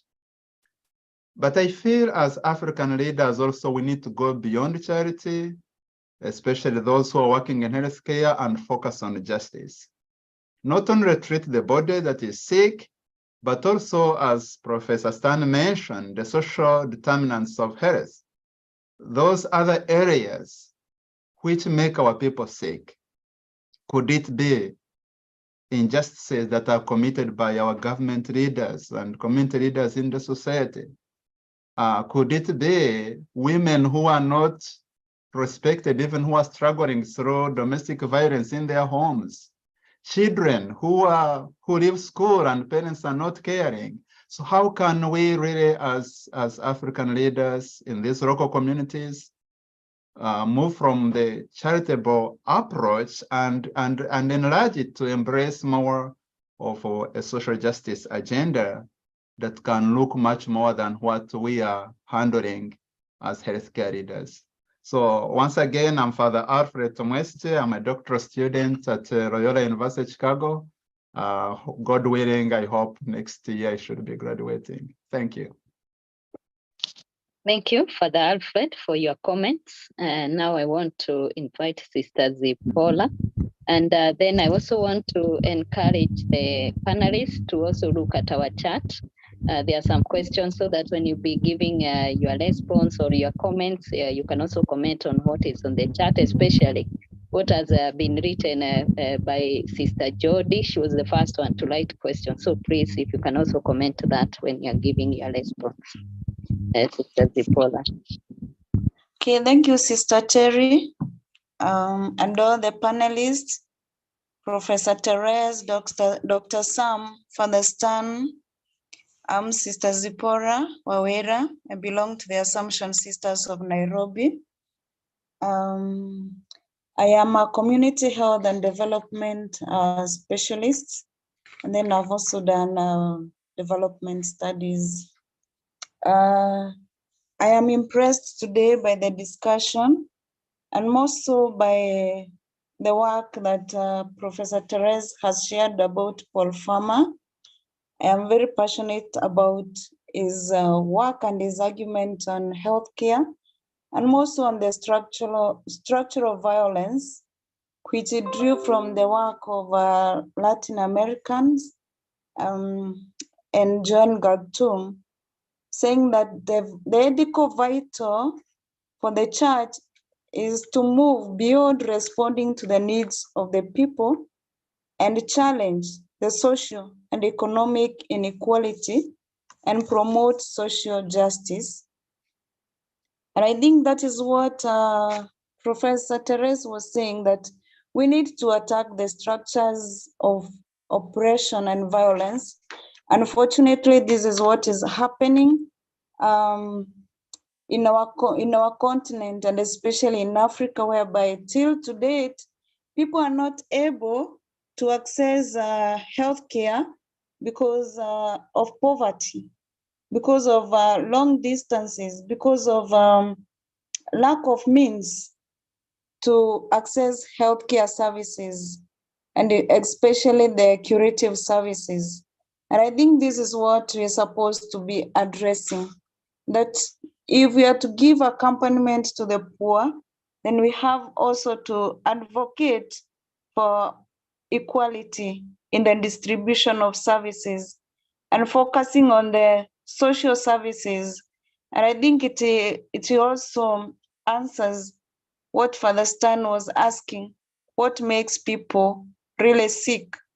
And I was also asking myself, in addition, why should our people continue dying of preventable diseases? And maybe it's because we don't have health promotion services right in the community, in the villages, where people are able to be educated and to be able to really take charge of their health and prevent some of the social determinants that leads to healthcare issues. Again, I feel there's something that is embedded even in our economic, in our social structures, in our political structures, whereby even the economic activities like industries, they channel their waste to where the people are living. It shows a lot to be desired in our political and in our social structures in the countries. And therefore, I think it's something that we are called as a church to be able to really address, to come up strongly. I was really touched by what Dr. Sam also shared when he was sharing about his experience of COVID-19 and all the barriers that they were experiencing, especially from the government. Even some journalists had to hide so that they may not be arrested. A nurse had to wheel a patient for 2 hours. It really shows the state of our political system, and that these are some things that we need to challenge as champions of healthcare. And more so when we are connecting healthcare services, the way we offer them in our churches, that we need to really challenge some of the social injustices, and so that we may ensure a health population, and a health population leads to the growth in our economy. Thank you so much. Thank you so much, Sister Zipola, for your wonderful comments. Now, finally, we have comments from Valentin. Yeah, thank you very much. I'm Father Valentine. I'm a diocesan priest. I work in one of our parishes, my diocese in Auchi. I already sent some of my comments on the chat forum, but just to still reiterate them, I want to first of all thank the presenters, Professor Therese, Dr. Sam, and Father Stan.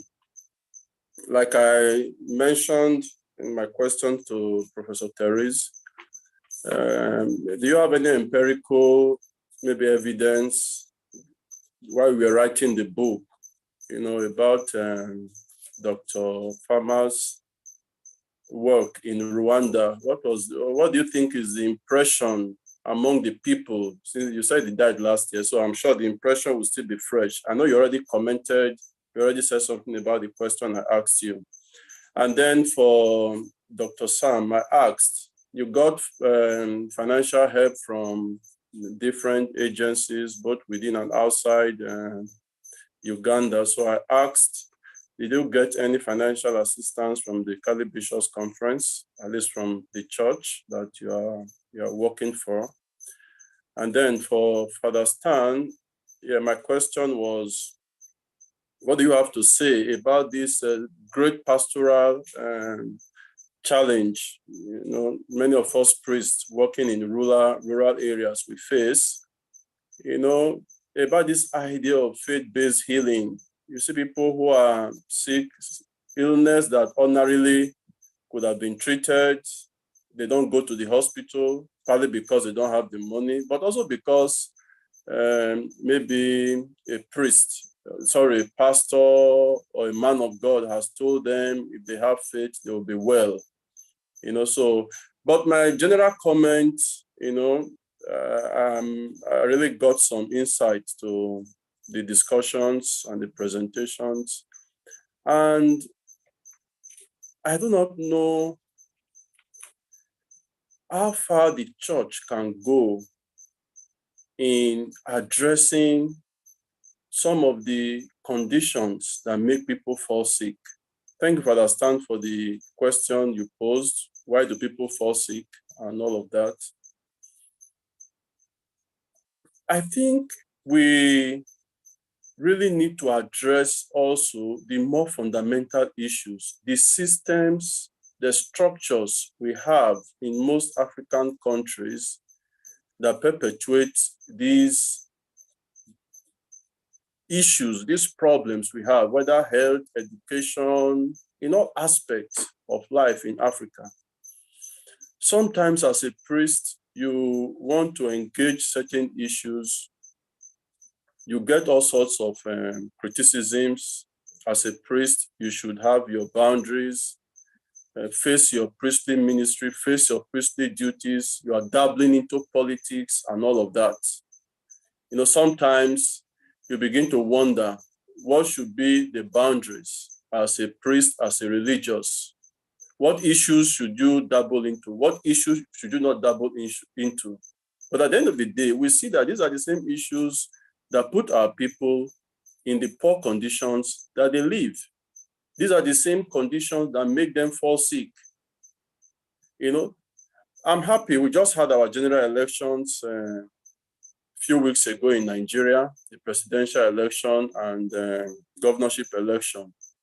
We have a priest in one of the North Central states who has just been elected as the governor of a state, which is a good thing. We've had a priest being elected as a governor some years ago in that same state. This is the second time we are having a priest being elected. So we pray and hope that he will be able to engage some of these political and social conditions that perpetuate our people in perennial suffering and poverty. But my question, I'm sure Father Stan will be able to give us some more insight into this issue, is that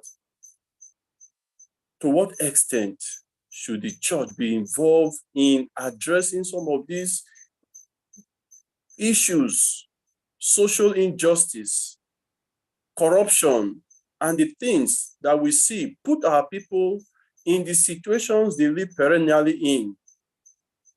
It's a good thing that the church, through healthcare services, schools, counseling, we try to, it's like, okay, when it has happened, we try to see how we can remedy the situation, but how can we prevent all these situations from festering in our societies? Thank you very much. So thank you very much, Father Pascal, Father Alfred, Sister Zipporah, and Valentine for your wonderful comments to our panelists. Allow me just read what we got from the chat from Jody. Is that Paul Farmer founded an organization with the two other people. The organization lives on, working in partnership with the local population. What happens when we focus on the white male in this picture? So that's her comment from the YouTube. And then we also have a comment from Sister Elizabeth Inziwa, who also said, the reality on the ground is that even the mission hospitals are now focusing more on making money, not helping the poor who are sick. So that's the reality on the ground, as we would say. So now I want to give a chance to the panelists to make a comment. And because I don't want to keep you long, I want to give each panelist 3 minutes to make your comment on maybe the issues that have been raised. And so I'll begin with the Dr. Sam and then Father Stan, and finally we loud up with the Professor Teles. So Dr. Sam, 3 minutes to make a comment on what have come up.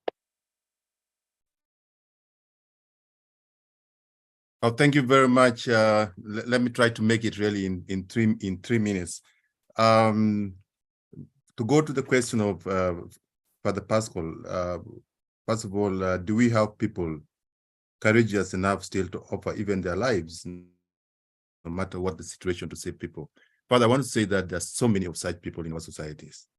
And this girl was one of them. And she did it because of where she's working.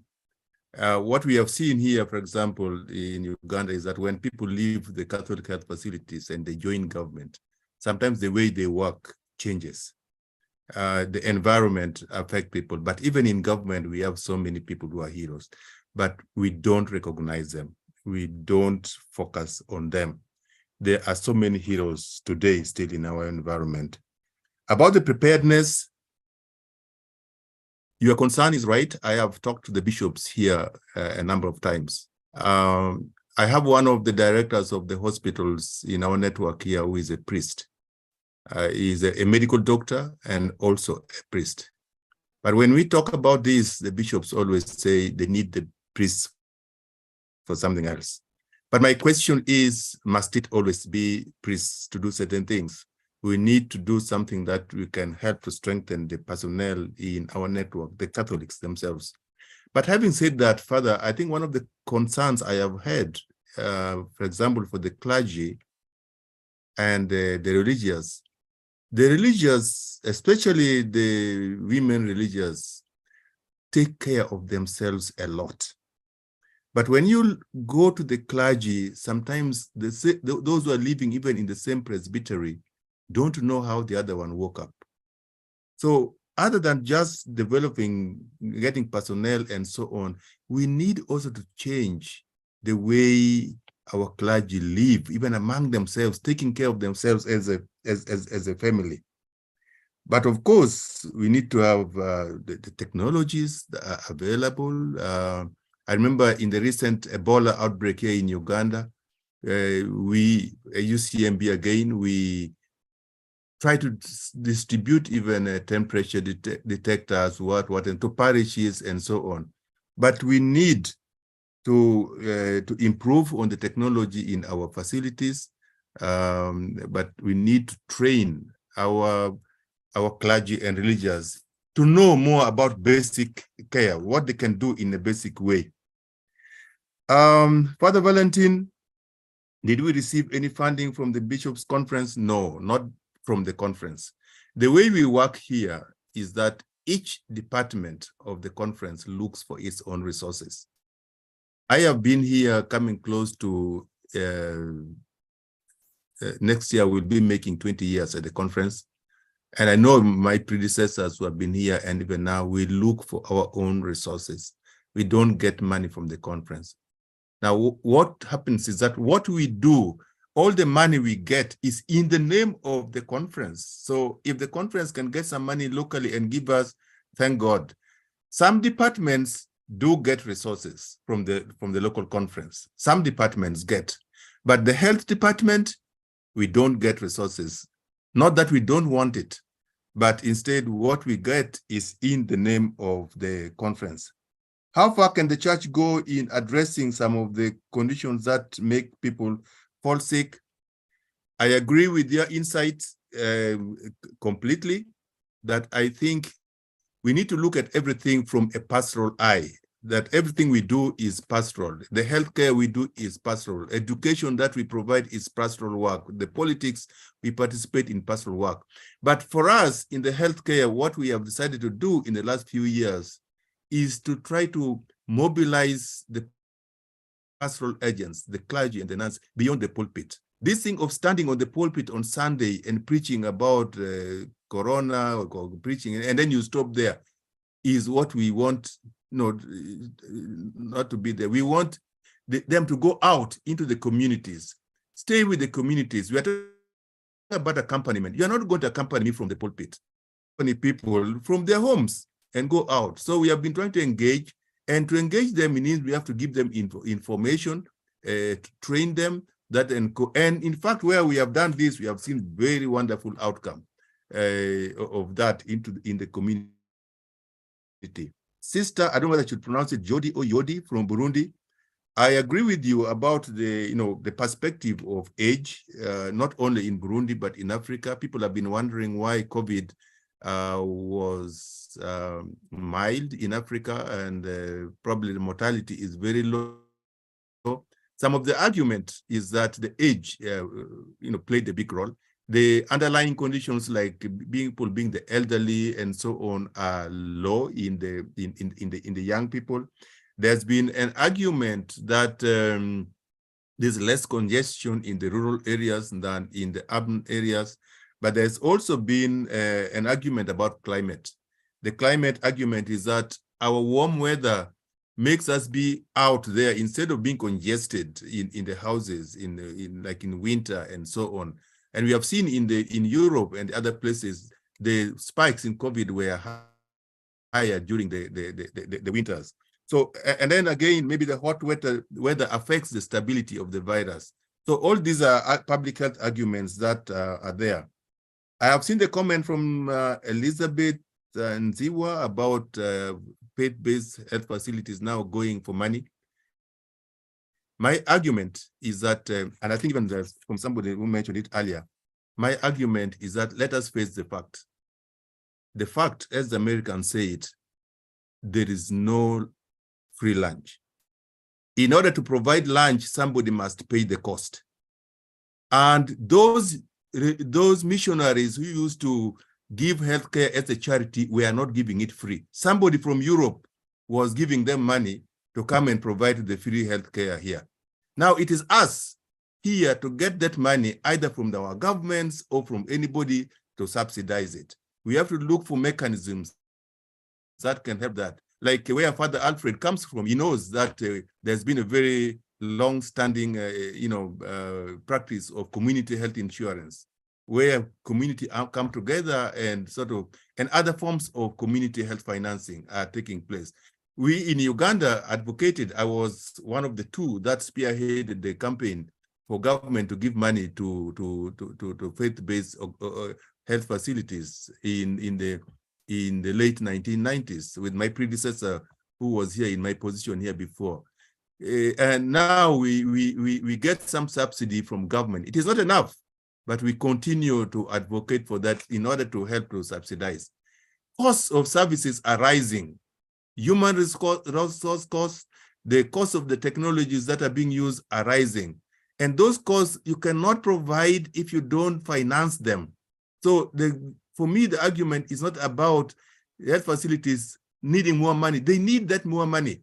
The question is, where do we get it? Who can subsidize it for them so that they can also counter-subsidize for the low people? The argument that we have to be charity, I think we need to stop that. That is political. Let us face the fact that the cost must be met. And who meets that cost? We need to work towards that. I think if I have left anything, I can be reminded, but I think I have sort of addressed all. But I want to also say that I'm happy to see Father Alfred. It's quite some number of years. He has even forgotten that we have met in Uganda. But I'm happy to know now where he is hiding. Thank you. Thank you, Dr. Sam, for your comments. And now I want to invite Father Stan, and I would request him to. Thank you very much. So, first of all, the point raised by Father Pastoral. Video when making the comments. Okay, the point made by Father Pastoral, what kinds of relationship that we need to build.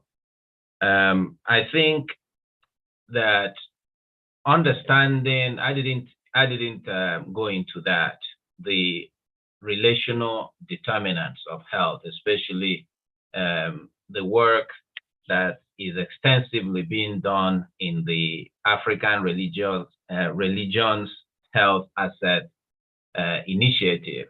So I want to look at what the church can do and what African societies can do from the point of view of assets, because, you know, communities have never been built upon their deficiency.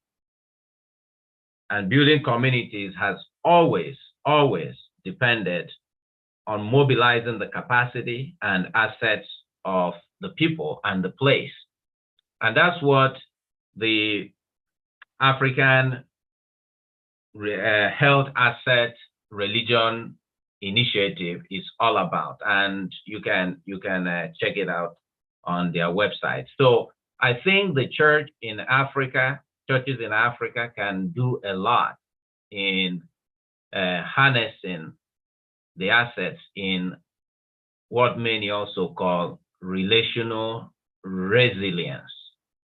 And Ellen Salif, the former president of Liberia, in an essay she wrote, published by the BBC at the beginning of COVID-19, just to speak to what Dr. Sam was saying, people were thinking that Africa they'll be picking dead bodies from all over the street. Besides the other factors that have been mentioned by Dr. Sam, is one that often we neglect, is the resilience of the relational bond in Africa.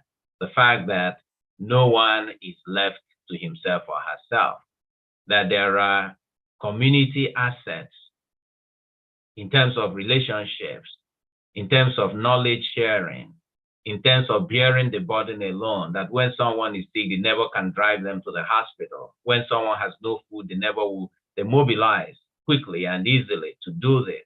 I think that is something that the church needs to do more of in order to build on this, what I call the health asset that comes naturally from us in sharing information about sickness, in sharing information about danger, and already cooperative movements and communities and the associations that we have, especially around built around women.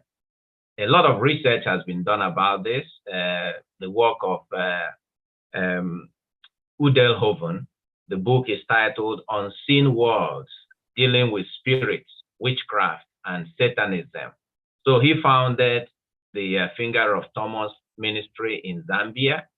And the Finger of Thomas, you already know what Thomas did. He wanted to feel the body of Jesus. And Pope Francis is asking us in Fratelli Tutti, and in his homily he gave on March 27, 2020, is that famous Urbi et Orbi message about why are you afraid? Why are we afraid? And the answer is, we are afraid because we have torn apart the bonds of relationship.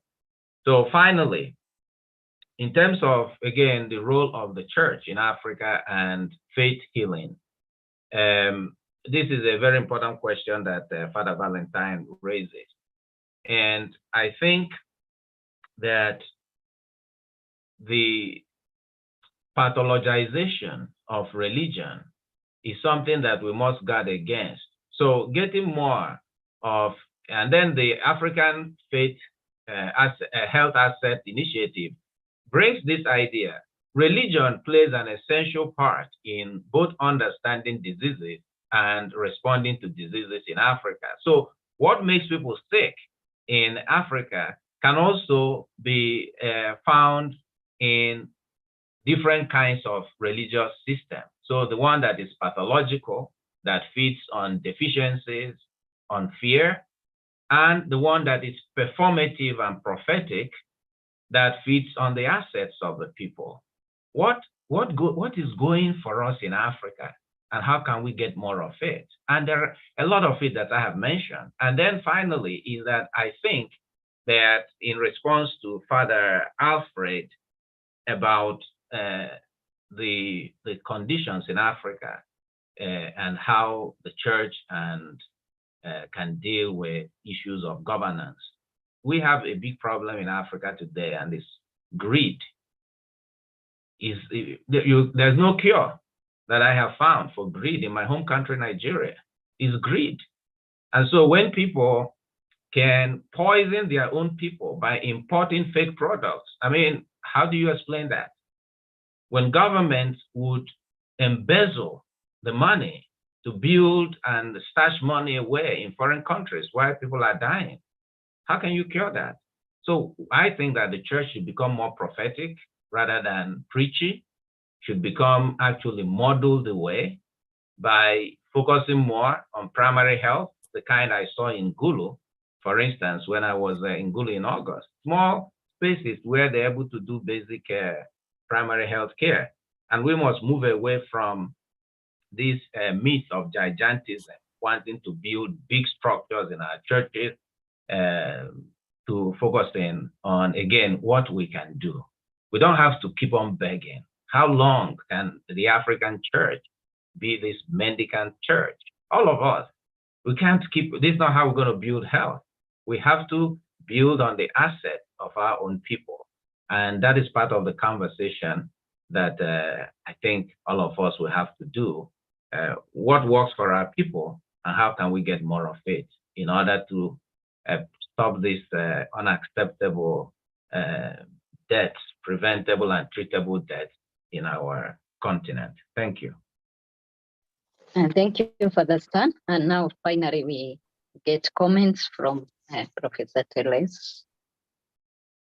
I will try to stick to 3 minutes, but wow, what a bunch of good questions. And I also want to answer everybody else's questions. But I'll just make a few little comments. I'll try to group them together. I want to start with Jody's question about, what happens when we focus on the white male in this picture, because I think that's a really important question. On the one hand, I would say he's a white male, so is Pope Francis. It's kind of, he is what he is, but he is this person who has been the engine of this transformative movement in global health, bringing theology into conversation with secular disciplines as an intellectual resource and as a practical resource.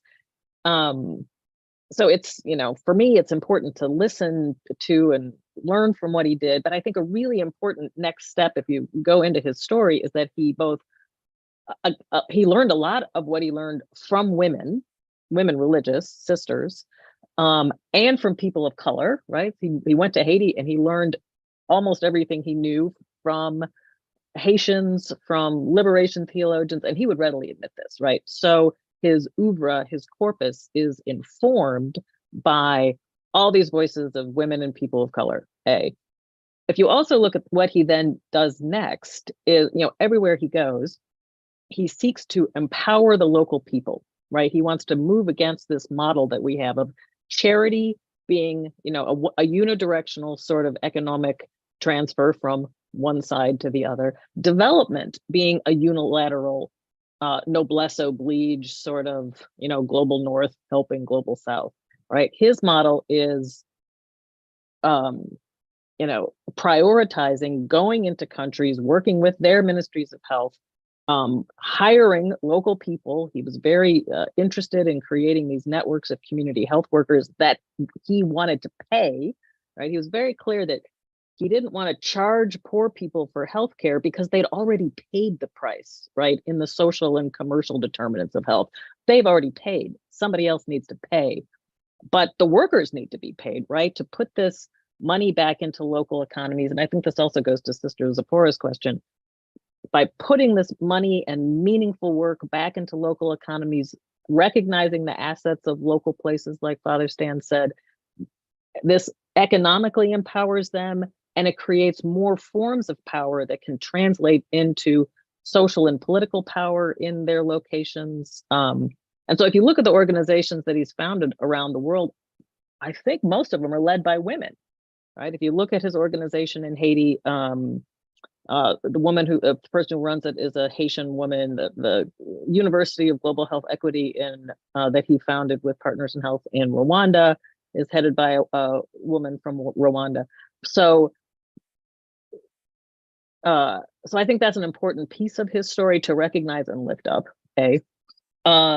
It also goes to the questions from Father Pascal and Father Alfred about, do we still have any of these holy unmercenaries today, and has it really impacted the global North's readiness to remove barriers? I think that is a yes and maybe sort of question, because I think on the one hand, we do have these holy unmercenaries today, but what he really helps folks in the global North see is that being that kind of person is possible, right? It's not just some historic, myth or hagiography from 1500 years ago. Oh, they could do that back then, right? He showed how it was possible for one person to do this. Not everybody has to do this, but one person to be a holy unmercenary in our contemporary context and actually make a huge difference, which then makes that model possible for other people.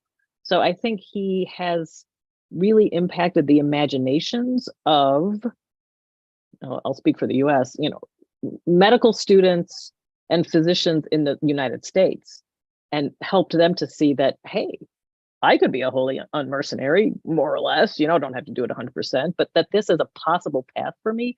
So he's given US medical folks some different tools to their imagination, some different possibilities, some different kind of analytical frameworks. Will it last? That's one of the questions. When you have a charismatic leader and they die, how do you institutionalize their vision? Will it be continued? Is it? And I think it's tough because, as Father Stan was saying, especially the forces that work against this, greed. There's a lot of greed in the United States, right? Our economics works very hard to make it more and less and less possible to do this, more and more difficult to do this. But I don't know, I have faith in the Holy Spirit. So I hope that God will continue to use the grace of the work that happened, I think, through Dr. Farmer, through Partners in Health, through all of his associates throughout the world doing this work in a variety of places. I think in some ways the seeds have been planted and it's hard to rip up those seeds. So they're going to keep growing as long as especially folks like you all in this conversation keep lifting up and pressing these questions and these examples and these issues. The only other thing, if I have 1 more minute left, was also to kind of address this question of charity, because I think one of the we get often sucked into binary thinking that it has to be either charity or social justice. And one of the things that he really worked on was to reject both of those approaches as an either or framework, right? So not just charity and not just development. but trying to see how both of these are necessary to feed each other, right? So an initial gift of charity that then leads to development and social justice, that then seeds more charity, that then seeds more social justice. So this sort of ongoing practice. And the church could and should be the place where that happens, right? Our parishes could be sites of charity that work social justice in their communities and work social justice for health. One very small example, one of his big important studies that he did on tuberculosis treatment proved that food is a necessary medicine, right? Tuberculosis patients who got a little bit of food along with their tuberculosis medication had 100% cure, as opposed to patients who just got the medication who had like a 50% cure rate. It's like food is medicine. It's also one of the corporal works of mercy. So what if, building on the assets in our communities, local parishes understood helping people grow food locally, access food as part of addressing these social and commercial determinants of health as an act of charity. That's also development, right? So how do these things all work together? There's other things I could add from all my notes here, but I'll just stop with that. So thank you. Thank you so much, Professor Teles. And if you'll all allow me, I want to put a comma to this discussion. We can continue it another time for the interest of time that we are having. And now at this moment, I just want to pass an appreciation or vote of thanks to all members of the Health and Healing Unit of Pan-African Catholic Theology and Pastoral Network for organizing this event, and especially the panelists who are members of this unit, Dr. Sam and Father Stan, and even Professor Teles. She is one of the consultants of the unit, and together with Professor Michelle Becker from German and Monsignor Charles Mugera from Rome at the Dicastery for Promotion of Integral Human Development. So we really want to thank you and all the members for making this happen. And also I want to appreciate all those who have been following us via YouTube channel. We really want to appreciate and for having joined us for this conversation. And then also in a special way, I want to thank the panelists for accepting to come and share with us their insights. I remember we were supposed to have this event last Saturday, and I had invited them 2 days prior to the event, and they were all willing. And until when we had to reschedule to this time, I am really grateful to all of you. And as Dr. Sam said, I think it was a moment of reconnecting. I want to sincerely thank you, the team of panelists. You are people, I would allow me to say this, that you have touched my life, because I happen to integrate or to interact with the three of you when I was writing my doctoral defense, and you are of immense help. So I really want to really appreciate you, and even for joining us in this conversation. And so finally, I want to add by saying that as the Health and Healing Unit of the PACTPAN, we want to wish Pope Francis happy 10th anniversary. And we want to, to wish him good health and God blessing, especially in his mission on accompaniment of the sick, because our event today was to mark his 10th anniversary. So we are praying for him, and we want to wish our Pope Francis all the best in his mission. And so also I want to invite all those who are going to view this discussion to like our page, and also subscribe to our YouTube page. We can't fail to make some commercial, remarks. And so finally, without much ado now, I want finally to invite Father Valentine to give us the closing prayer. In the name of the Father, and of the Son, and of the Holy Spirit. God, our Heavenly Father, we thank you for the success of this conference, this meeting.